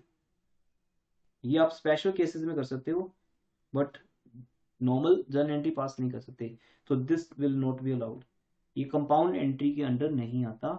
तो अल्टीमेट रिजल्ट क्या है? कंपाउंड एंट्री में 1 aspect should B single common, दूसरा एस्पेक्ट एक से ज्यादा हो सकता है, पर सेकेंड एस्पेक्ट कॉमन रहेगा। मैं इसको दूसरे तरीके से समझाता हूँ एक और एग्जांपल से आपको बेटा आपको कमीशन रिसीव हो रहा है, तो क्या एंट्री भरोगे पास? कमीशन रिसीव्ड, क्या एंट्री बनेगी? Commission account debit. Cash account debit to commission received account. Yes, very good बेटा। कोई भी चीज रिसीव होती है ना, उसको डेबिट नहीं बोलना, उसे क्रेडिट बोलना है। कमीशन रिसीव्ड आपके बिजनेस की इनकम है, उसे क्रेडिट बोलना है। कमीशन रिसीव्ड अकाउंट क्रेडिट से मुझे 10,000 का कमीशन मिला, सेम डे मुझे रेंट भी मिला किसी से बिजनेस में हम रेंट तो पे करते ही हैं, पर समटाइम्स हम अपनी अपनी बिल्डिंग का एक पोर्शन आगे किसी को रेंट पे दे देते हैं, होता है ना। जैसे आप एक रेंटेड हाउस में रहते हो, लेकिन उसमें एक रूम आपने भी आगे किसी को पीजी पे दे दिया, तो वहां से रेंट आएगा ना। तो समटाइम्स हम भी अपने बिजनेस का एक पार्ट आगे सबलेट कर देते हैं, उसको बोलते हैं सबलेट। तो वहां से रेंट आ रहा है, अदरवाइज रेंट तो हमारी हमेशा एक्सपेंस होता है, तो हम बोलेंगे रेंट रिसीव्ड अकाउंट 5000। एक आपको इंटरेस्ट रिसीव हो रहा है, इंटरेस्ट रिसीव्ड अकाउंट तो जो भी रिसीव होता है वो उसको लिखते हो रिसीव्ड अकाउंट, वो आपकी इनकम बन जाता है। जब पे करते हो तो ओनली रेंट, लेकिन जब मिलता है तो दोनों को अलग करने के लिए पे किया तो रेंट, मिला तो रेंट रिसीव्ड। अब ये तीनों एंट्रीज को हम कंबाइन कर सकते हैं। टोटल कितना बना? 17,000। अब इसमें क्या देखा आपने बेटा? डेबिट सिंगल है, क्रेडिट टू और मोर है। This is called combined entry in which one aspect should be single and common and other aspect may be two or more। और ऊपर वाली एंट्री में क्या देखा था आपने? वाइस वर्सा, डेबिट मल्टीपल था, credit single. Simple. Credit single है और वो कॉमन है, सबको मैं चेक से दे रहा हूं तो मैं कंबाइन कर सकता हूं। पर डेबिट मल्टीपल था, टू और मोर बोलते हैं उसको, मल्टीपल को। सर इसमें 3 ट्रांजैक्शन स्टेटमेंट हो गया एक। क्या? Pardon, not getting it. Sir 3 transaction statement हो गया, एक ट्रांजैक्शन स्टेटमेंट होगी, रेंट, सैलरी, इलेक्ट्रिसिटी। आपको एक ही ट्रांजैक्शन स्टेटमेंट एक ही होगी, उसमें 3 चीजें लिखी होंगी, paid rent, paid salary, paid electricity, ऐसे होगा। और अगर आपको 3 अलग भी हो बेटा तो भी कोई फर्क नहीं पड़ता, आपको देखना डेट सेम है उनकी या नहीं, बस ये देखना है। अगर मैं सेम डेट पे 3 ट्रांजैक्शन दे रहा हूँ तो आप उसकी कंबाइन कर लो, क्या प्रॉब्लम है? वही तो देखना होगा आपको। मैं आपको टेस्ट में लिखूंगा paid rent, paid salary, paid electricity bill, 3 अलग अलग डेट पे 3 अलग अलग स्टेटमेंट्स होंगी, लेकिन तीनों का डेट सेम होगा अगर, तो फिर आप कंबाइन एंट्री बना सकते हो। तो इसलिए एक स्टेटमेंट है उसमें लिखा है रेंट, सैलरी, इलेक्ट्रिसिटी, या paid rent, paid salary, paid electricity, तो पेड वर्ड 3 बार लिखा है, पर दोनों में कॉमन बात क्या है कि डेट 21 मार्च ही होगी या 21 मई होगी तीनों की, तो मैं कंबाइन कर सकता हूँ। तो कंबाइन एंट्री को समझ गए अच्छे से? कंपाउंड एंट्री को बेटा हर चीज न्यू है ना आपके लिए। देखो कभी बैड डेट्स न्यू था तो आज कंपाउंड एंट्री न्यू है। डेली कुछ नया समझना है, कुछ प्रीवियस रिपीट करना है हमें, कुछ नया समझना है। बहुत ज्यादा मैं एक वन क्लास में नहीं कर पाता कि कहीं हैंग ना हो जाए आपकी नॉलेज, ब्रेन। बहुत ज्यादा तो एक दिन में नहीं होता ना, पर इतना सा तो हम कर सकते हैं एड ऑन डेली बेसिस पे कि कंपाउंड एंट्री में 2 रूल्स हैं, date same, one aspect should be common. तो कैश कॉमन है या बैंक कॉमन है, बट जैसे ये कह रहे हैं कि रेंट चेक से दिया, सैलरी कैश में, तो 2 एंट्रीज ही बनेंगी फिर बेटा, चाहे स्टेटमेंट डेट सेम हो। No anything else? No anything else बेटा? No sir. ठीक है, तो एक यस तो टेस्ट में वो जर्नल एंट्रीज के क्वेश्चन आएंगे, थ्योरी आएगा बेटा, ओनली जर्नल, ओनली जर्नल। बेटा। हाँ, जैसे मैं आपको ट्रांजैक्शन दूंगा और आपने उसकी जर्नल एंट्री बनानी होगी। I will start from my test, Mohan started business with cash 2 lakh. तो ये मेरा फर्स्ट ट्रांजैक्शन होगा अप्रैल 1 को, जस्ट एग्जांपल बता रहा हूँ। फिर आप इसका क्या बनाओगे? जर्नल। जर्नल एंट्रीज का परफॉर्मा जानते हो ना, date, particulars, LF, debit, credit. तो वहां आप एंट्री बनाओगे cash account debit to capital. मैं ये टेस्ट बेटा प्री मेच्योर स्टेज पे ले रहा हूँ। प्री मेच्योर क्यों बोल रहा हूँ? बिकॉज अभी मैंने आपको बुक के क्वेश्चंस नहीं करवाए हैं, कोई असाइनमेंट्स नहीं करवाई है, मैं जस्ट जितनी नॉलेज मैंने आपको दी है उसका एक टेस्ट है कि उसमें से कितना आपको समझ आया। तो जितना मैंने आपको डिटेट कराया है नोट्स में, सिर्फ वही रीड करके आना है बस, नथिंग एल्स। हाँ, इन एडिशन आपके पास जो भी बुक है अकाउंट्स की, डीके गोयल या कल्याणी, जो भी बुक आपके पास है, उसकी फर्स्ट 10 इलिस्ट्रेशन देख लेना। तो वहां तक तो मैंने पहुंचना ही नहीं है। टेस्ट बहुत इजी लेवल का है, बिकॉज अभी आपकी बुक के जो टेस्ट 2 होगा ना, उसमें जब हम बुक के क्वेश्चंस करेंगे, अब नेक्स्ट वीक बुक के क्वेश्चन स्टार्ट हो जाएंगे, तो फिर ऑटोमेटिकली वो थोड़ा लेवल हाई होगा उसका। अभी तो बहुत ही बेसिक एंट्री, सेल का, परचेज का, cash purchase, credit purchase, trade discount, cash discount, purchase machine, received commission, paid rent, बड़ी सिंपल सी चीजें जो शायद आपको अभी भी आती हैं, वो सब। इतना इजी टेस्ट है ये, बट ये स्टार्टिंग है हमारी। यहाँ से समझ आ जाएगा कि अभी भी कितना आपको नहीं आता। और मंडे को जब हम मिलेंगे तो पहले ये टेस्ट डिस्कस होगा। Every test is discussed with the students, चाहे वो इंस्टीट्यूट में होता है या अब आप ऑनलाइन दोगे। इंस्टीट्यूट में जब आप टेस्ट देते हो तो सेम डे या नेक्स्ट डे वो डिस्कस होता है और उसका कंप्लीट सोल्यूशन आपको मिलता है। हमारे बेटा हर टेस्ट का सोल्यूशन बनाया जाता है और वो सोल्यूशन आपको प्रोवाइड किया जाता है, कंप्लीट सोल्यूशन। जैसे आपकी बुक में इलस्ट्रेशंस होती हैं, सेम सोल्यूशन साथ में प्रोजेक्टर पे डिस्कस होगा। आप सब समझ जाओगे मंडे को, मैं पूरा सोल्यूशन लेके आऊँगा आपके सामने और वो डिस्कस होगा आपके साथ और वो आपको दिया जाएगा, बाद में आपके साथ शेयर भी कर देंगे। और इंस्टीट्यूट में जब आप आओगे तो उसकी आपको प्रिंट आउट भी मिल जाएगा, क्वेश्चन पेपर का प्रिंट आउट और सोल्यूशन का प्रिंट आउट, दोनों चीज़ें आप अपनी इस आंसर शीट के साथ अटैच कर लेना। आंसर शीट के लिए बेटा जो पेजेस होते हैं ना हमारे पास, लूज शीट्स होती हैं, वो यूज़ करोगे, जैसे एग्जामिनेशन में मिलती हैं आपको, तो वो अगर है या नहीं है तो आप प्लीज़ परचेज कर लीजिए। नहीं एमरजेंसी में तो आप रजिस्टर में से स्टेपलर पेजेस को निकाल लेना। तो जो लॉन्ग रजिस्टर पेज होता है वो टेस्ट में यूज़ करोगे आप। कोई टेस्ट कॉपी नहीं लगानी है, लूज शीट्स होती हैं उसके साथ स्टेपलर हो जाएगा, क्वेश्चन पेपर एंड इसका सोल्यूशन, वो आप इंस्टीट्यूट से कभी भी रिसीव कर सकते हो। और ये टेस्ट कॉपीज भी आपको इंस्टीट्यूट में ही सबमिट करनी है टेस्ट के बाद, डिस्कशन के बाद, फिर आपको चेक होके आपके मार्क्स लगने के बाद आपको वापस मिल जाएंगे। कोई नहीं आ पाएगा इंस्टीट्यूट ड्यू टू कोविड तो वो उसकी चॉइस है, पर जो आ सकते हैं वो सबमिट करा देंगे वहाँ पे डिस्कस होने के बाद। आई थिंक सर फोटो भी खींच के भेज सकते हैं? बेटा वो उसमें चेक नहीं होता प्रॉपर ना, मैं आपको सब गाइड कर दूँ, डोंट वरी। हमारा एक व्हाट्सएप ग्रुप क्रिएट होता है टेस्ट के नाम से, आपकी वो जो भी फोटो होगी वो उसके अंदर आएगी, वो सर आपको गाइड कर देंगे हम, डोंट वरी, ठीक है, वो अलग से गाइड कर देंगे, अभी हम टाइम वेस्ट नहीं करते उस पर। और कोई नहीं आ पाएगा तो फोटो खींच के भेज देगा, कोई बात नहीं, पर डिस्कशन के बाद आपको खुद ही समझ आ जाएगा सब कुछ ना, उस दिन बताऊंगा सारा मैं जब टेस्ट डिस्कस होगा आपका। और बेटा अब लास्ट करते हैं, एक हमारा टॉपिक है चेक डिसऑनर्ड। चेक डिसऑनर्ड लिखो बेटा एवरीवन, क्या होता है, कभी सुने ये word cheque dishonoured? Sir cheque got bounced, sir bounce हो जाता है चेक। चेक बाउंस हो जाता है, ओके। क्या मीनिंग होता है इस चीज का, cheque got bounce? Sir bank में पैसे नहीं होते और बैंक में पैसे नहीं होते हमारे, ये ऐसा होता है, मीन्स आप किसी को चेक देते हो और आपके बैंक अकाउंट में पैसे ही नहीं होते हैं, और चेक हमारा क्या हो जाता है, डिसऑनर हो जाता है। तो अब लिखो इसका क्या ट्रांजेक्शन है हमारी।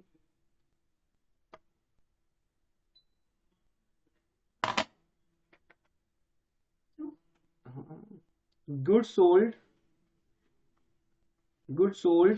To Mohan against cheque, good sold to Mohan against check.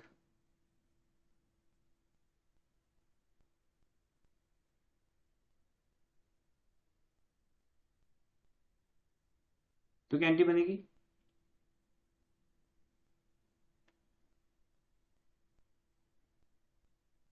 Bank to sales account. Very good बेटा। मोहन क्यों बोल रहे हो, मोहन नहीं आएगा कहीं भी, yes sir. Mohan has no role बेटा।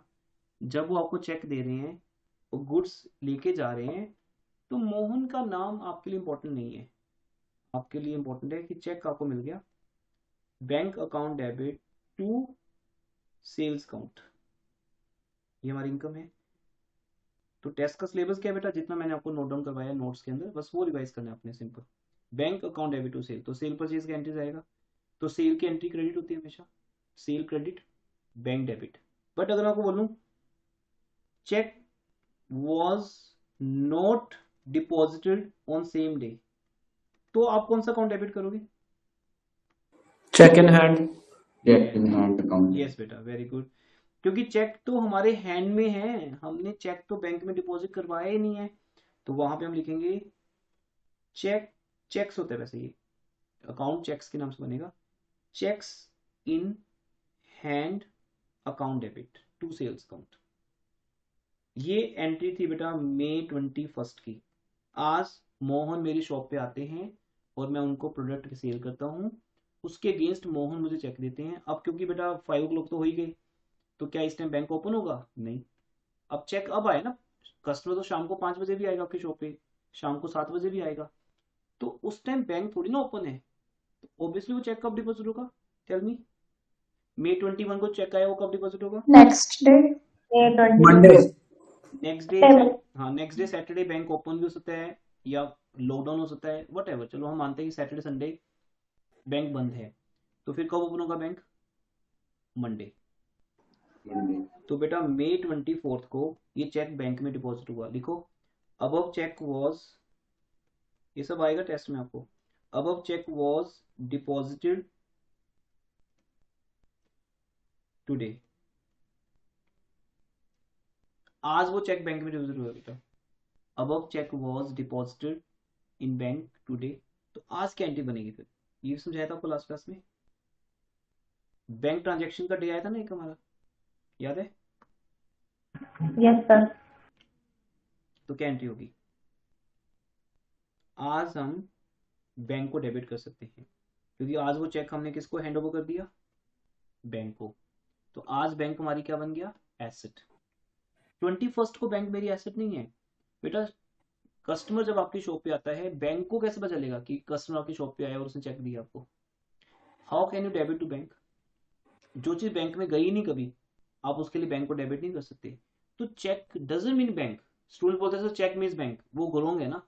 वो चेक बैंक में होना भी तो चाहिए, तभी तो बैंक डेबिट होगा। आज वो हुआ है तो आज मैं कर देता हूँ, और किस अकाउंट को कैंसिल कर दूंगा? चेक इन हैंड, हाँ। तो फिर हमने कौन सी गेम प्ले की है यहाँ पे?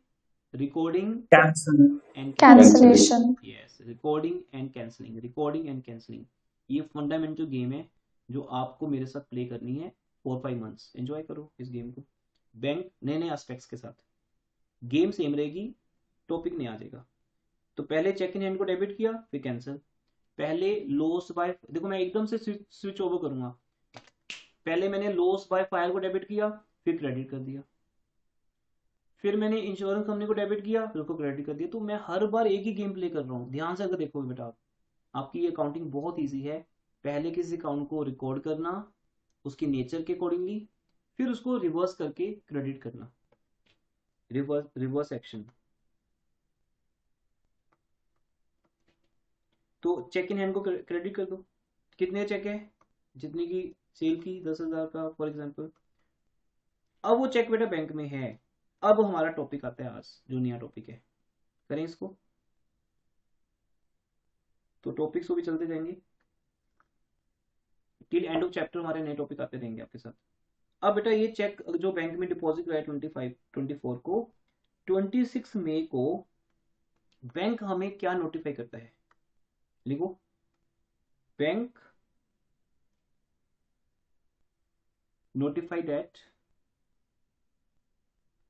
notifies that check has been cancelled, check has been dishonored।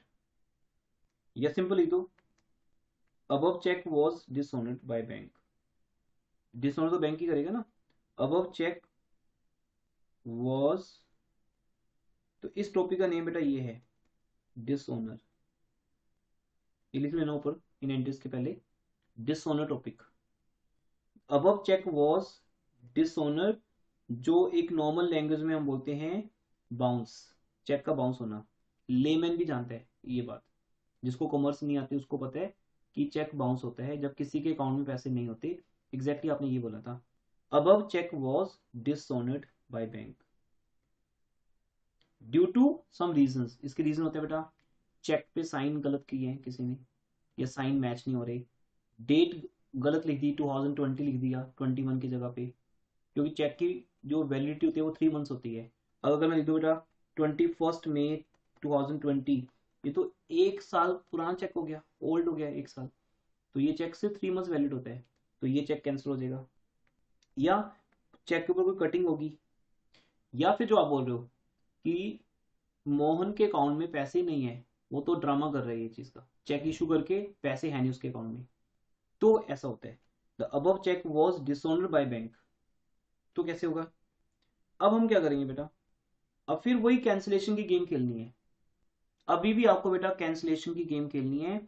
इस बैंक वाली अमाउंट को क्रेडिट कर देने। क्या वो पैसा बैंक में डिपॉजिट हुआ? आया पैसा बैंक में आपके? नो सर, पर आप तो बैंक को रिकॉर्ड कर चुके हो।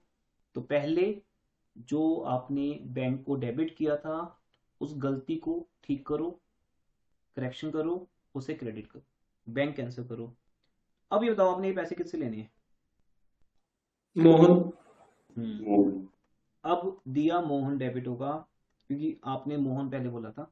मोहन तब डेबिट नहीं होगा, तब मोहन से पैसा आ रहा है सेल के अगेंस्ट, चेक आ रहा है, पर जब अब वो चेक डिसऑनर हो गया, अब मैं मोहन को ढूंढ रहा हूँ कि मोहन कहाँ गए हमारे।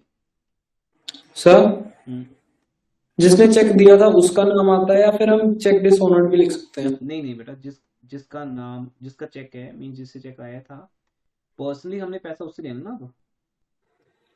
अब वो यस पर्सन आपके बिजनेस की एसेट बन जाएगा। जब तक आप उसको पकड़ नहीं लेते, पैसा आपको मिल नहीं जाता, तब तक वो पर्सन दुनिया में कहीं भी रहे आपकी एसेट है। कभी तो आएगा, कभी तो मिलेगा। केस कर दो उसके ऊपर, उस पर केस कर दो। 6 मंथ्स की जेल होती है बेटा, 6 मंथ्स की इम्प्रिजनमेंट का प्रोविजन है हमारे इंडियन कॉन्स्टिट्यूशन के अंदर। इसे बोलते हैं लॉ ऑफ नेगोशिएबल इंस्ट्रूमेंट। अगर आप किसी एडवोकेट को जानते हो तो उनको पूछना लॉ ऑफ नेगोशिएबल इंस्ट्रूमेंट क्या है।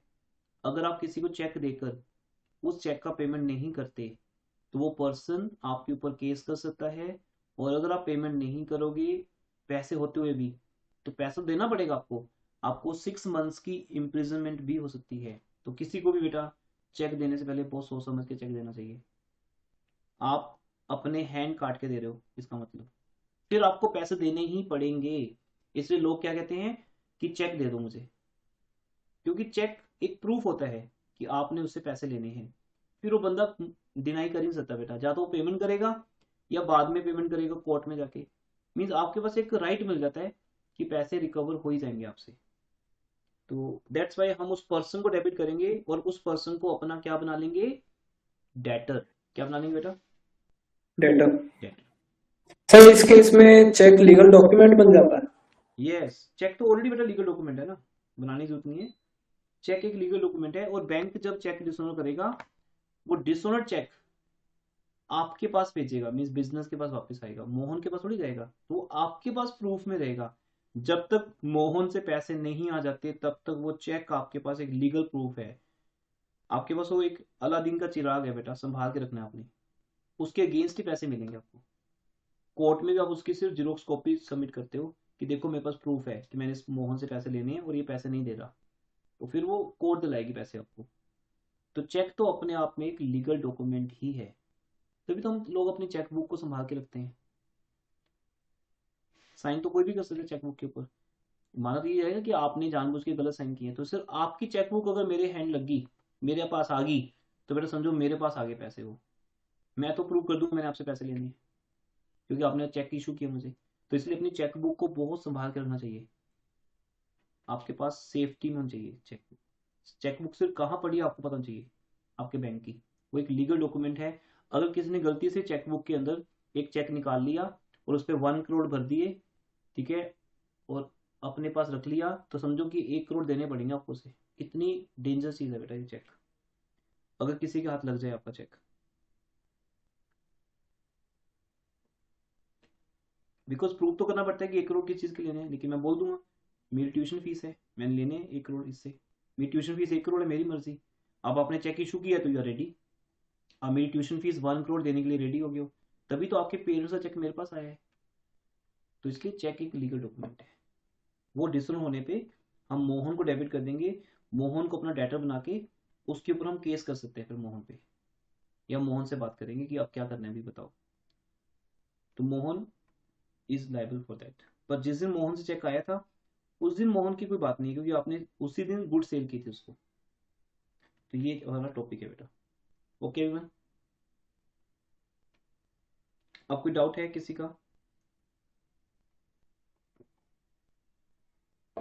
No sir. ओके, तो अभी मैं डेली चेक करता हूँ कहीं टाइम हमें बचता है अगर, तो थोड़ा सा मैं आपको इमेजिनेशन के बारे में भी समझाऊंगा।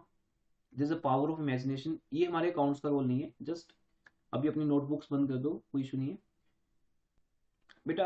अभी जो मैं आपको टीच कर रहा हूँ इसमें कहीं ना कहीं आप देखोगे मैं आपको एक स्टोरी सुना रहा हूँ, मैं आपको कोई एक सीन क्रिएट कर रहा हूँ जिसके थ्रू हम एक इमेजिनेशन को टच कर जाते हैं। अगर हम अपनी इमेजिनेशन पावर को समझें ध्यान से, तो मैं आपको अभी एक सेमिनार दूंगा। एक बार ये जनरल चैप्टर हो जाए हमारे बीच में और टेस्ट वगैरह हो जाए इसका, तो मैं आपको 1 मंथ के एंड पे एक सेमिनार दूंगा और आपको समझाऊंगा कि नोट्स कैसे बनाने हैं आपने। अगर आपको वो समझ आ गया ना कि नोट्स कैसे बनते हैं, आई नो आपको भी आते होंगे बनाने नोट्स, बट जिस तरीके से मैं बताऊंगा आपको वो नोट्स बनाने होंगे उस तरीके से, और जब आप बनाओगे ना आप देखेंगे कि आपके अंदर एक इम्प्रूवमेंट आएगी। आप जिस लेवल पे हो ना उस लेवल से काफ़ी हाइट पे जा सकते हो उसके थ्रू। उसमें सारी इमेजिनेशन की गेम है। जैसे जब मैंने ये तो मेरा एक अकाउंट्स का रिसर्च आपको जैसे बताया बताया मैंने, 1494 की थ्योरी है। आप लोग तो बिल्कुल न्यू हो, मुझे जानते नहीं हो कोई भी, बट जो ओल्ड स्टूडेंट है वो जानते हैं। मेरा एक मेमोरी के ऊपर भी बहुत स्ट्रॉन्ग रिसर्च रहा है। मैं एज ए मेमोरी ट्रेनर, मेरा पैशन है वो, तो बेटा इट्स माय प्रोफेशन। अकाउंट्स या इकोनॉमिक्स का माइक्रो पार्ट टीच करना ये मेरा प्रोफेशन है ना, बीइंग ए टीचर। बट मेरा एक पैशन है बीइंग ए पर्सन, है ना, तब मैं टीचर नहीं हूँ, कि मेमोरी वर्क कैसे करती है। मेरे कई रिकॉर्ड्स भी हैं इसके ऊपर, और हिमाचल गवर्नमेंट से हमारा टाइप भी है, चंडीगढ़ में भी कई स्कूल्स का टाइप है हमारा। मैं वहाँ पे ऐसे ही सेमिनार्स लेने जाता हूँ कभी ना कभी, 1 or 2 आवर का सेमिनार। तो एज जस्ट माई हॉबी या पैशन में इस पे वर्क करता हूँ। तो हम कुछ भी उसके थ्रू याद कर सकते हैं अगर हम उन ट्रिक्स को समझें, उस मेथड को समझें कि ब्रेन कैसे काम करता है। तो उसके बेस पे हम आपके साथ कुछ नोट शेयर करेंगे, जिसमें आपको एग्जांपल देता हूँ एक जस्ट एक, ऐसे रैंडमली बोल रहा हूँ। Can anyone give me date of birth, your date of birth? 9 May 2005.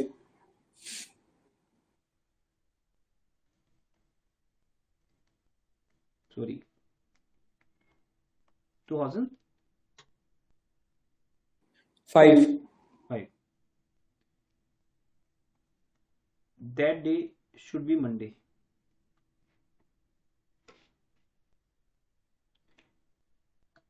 वो दिन मंडे था बेटा, that day was Monday. Is right? आपको यार पता नहीं? Do you know? No, sir. Okay. Yes, sir. किसी को डे पता है उस दिन? अपना डेट ऑफ बर्थ या डे भी बताओ किसी को अपना। सर 13 सितंबर 2005 एक मिनट सी, 13 सितंबर। तो क्या बोला आपने?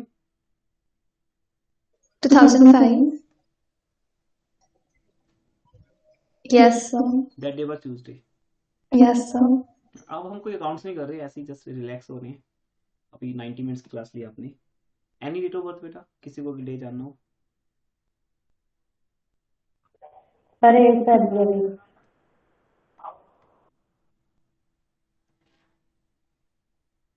आगे बेटा,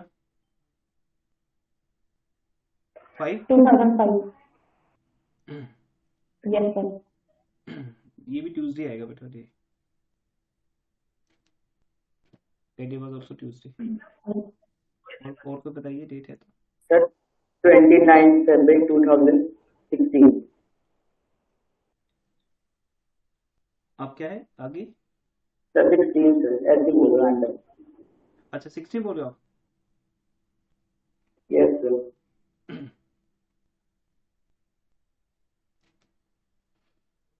that day should be Monday,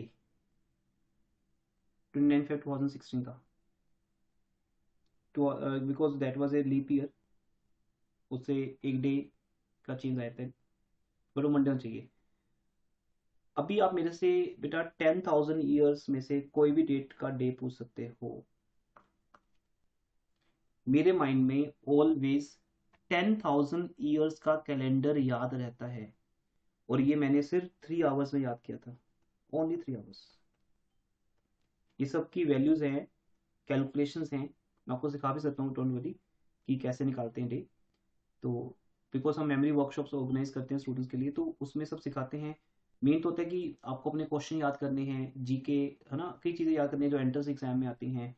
मेरे पास लॉ के बहुत से स्टूडेंट्स होते हैं जो लॉ की कोचिंग तो ले रहे होते हैं, बट उनको लॉ के कई चीज़ें याद करनी है ना, वहाँ प्रॉब्लम आती है। सक्सेस रेट कम क्यों हमारे बेटा किसी भी फील्ड में?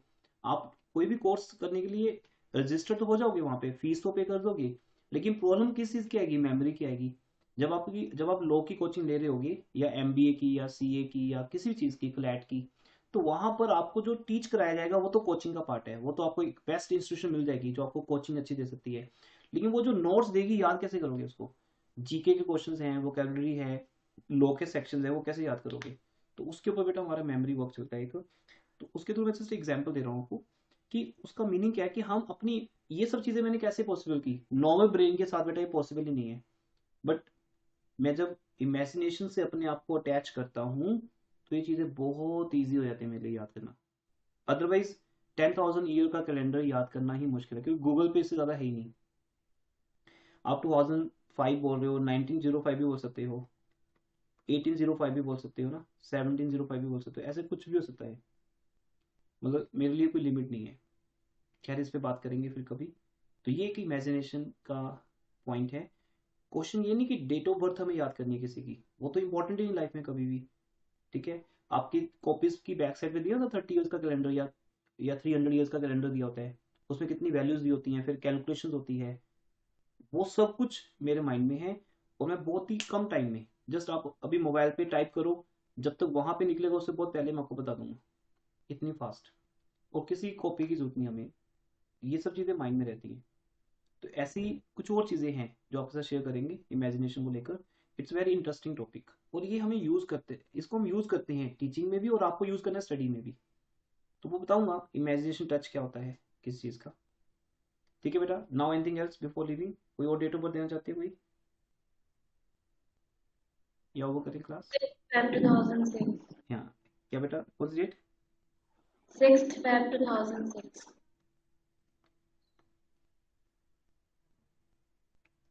2006 बोला आपने बेटा? Yes sir. Date will be Monday. Yes. Right है ये? Yes sir. आप जैसे ही कंप्लीट करोगे मेरा आंसर रेडी होगा आपके लिए। अभी टाइम ओवर हो गया, नहीं तो इसके ऊपर हम एक बहुत अच्छी गेम खेलते हैं अभी 10 मिनट के लिए। मैं आपको कुछ और करके दिखाता, बट नेक्स्ट क्लास में करेंगे। ठीक है, अभी क्योंकि नेक्स्ट बैच बीकॉम का है, दे आर वेटिंग, 5 क्लास होती है उनकी। सर यस बेटा। संडे को जो क्लास होगी वो कैंसिल हो जाएगी टेस्ट की वजह से? बेटा इस संडे क्लास नहीं, क्योंकि लास्ट 2 संडे क्लास हुई है ना, तो हम एक जैसे वीक में एक क्लास हम आपको ऑफ करते हैं हमेशा, या एक क्लास टेस्ट होता है। तो इस बार क्लास नहीं है, टेस्ट है। कभी कभी क्लास और टेस्ट दोनों भी होते हैं, डिपेंड करते हैं वो। तो लास्ट 2 संडे क्लासेस थी हमारी, इस संडे टेस्ट है आपका, तो नेक्स्ट संडे क्लास होगी आपकी फिर। Okay sir. ओके बेटा। टेंटेटिव टाइमिंग क्या होगी टेस्ट की? टेस्ट की टाइमिंग बेटा ऑलमोस्ट फिक्स होती है हमारी, आफ्टर लंच जैसे आपको हाफ डे मिल जाता है, तो 3 o'clock जो आपकी क्लास का टाइम है वही same 3 to 4:30। Okay sir. Sunday का हाफ डे भी आपके पास रहता है फिर टेस्ट प्रिपेयर करने के लिए।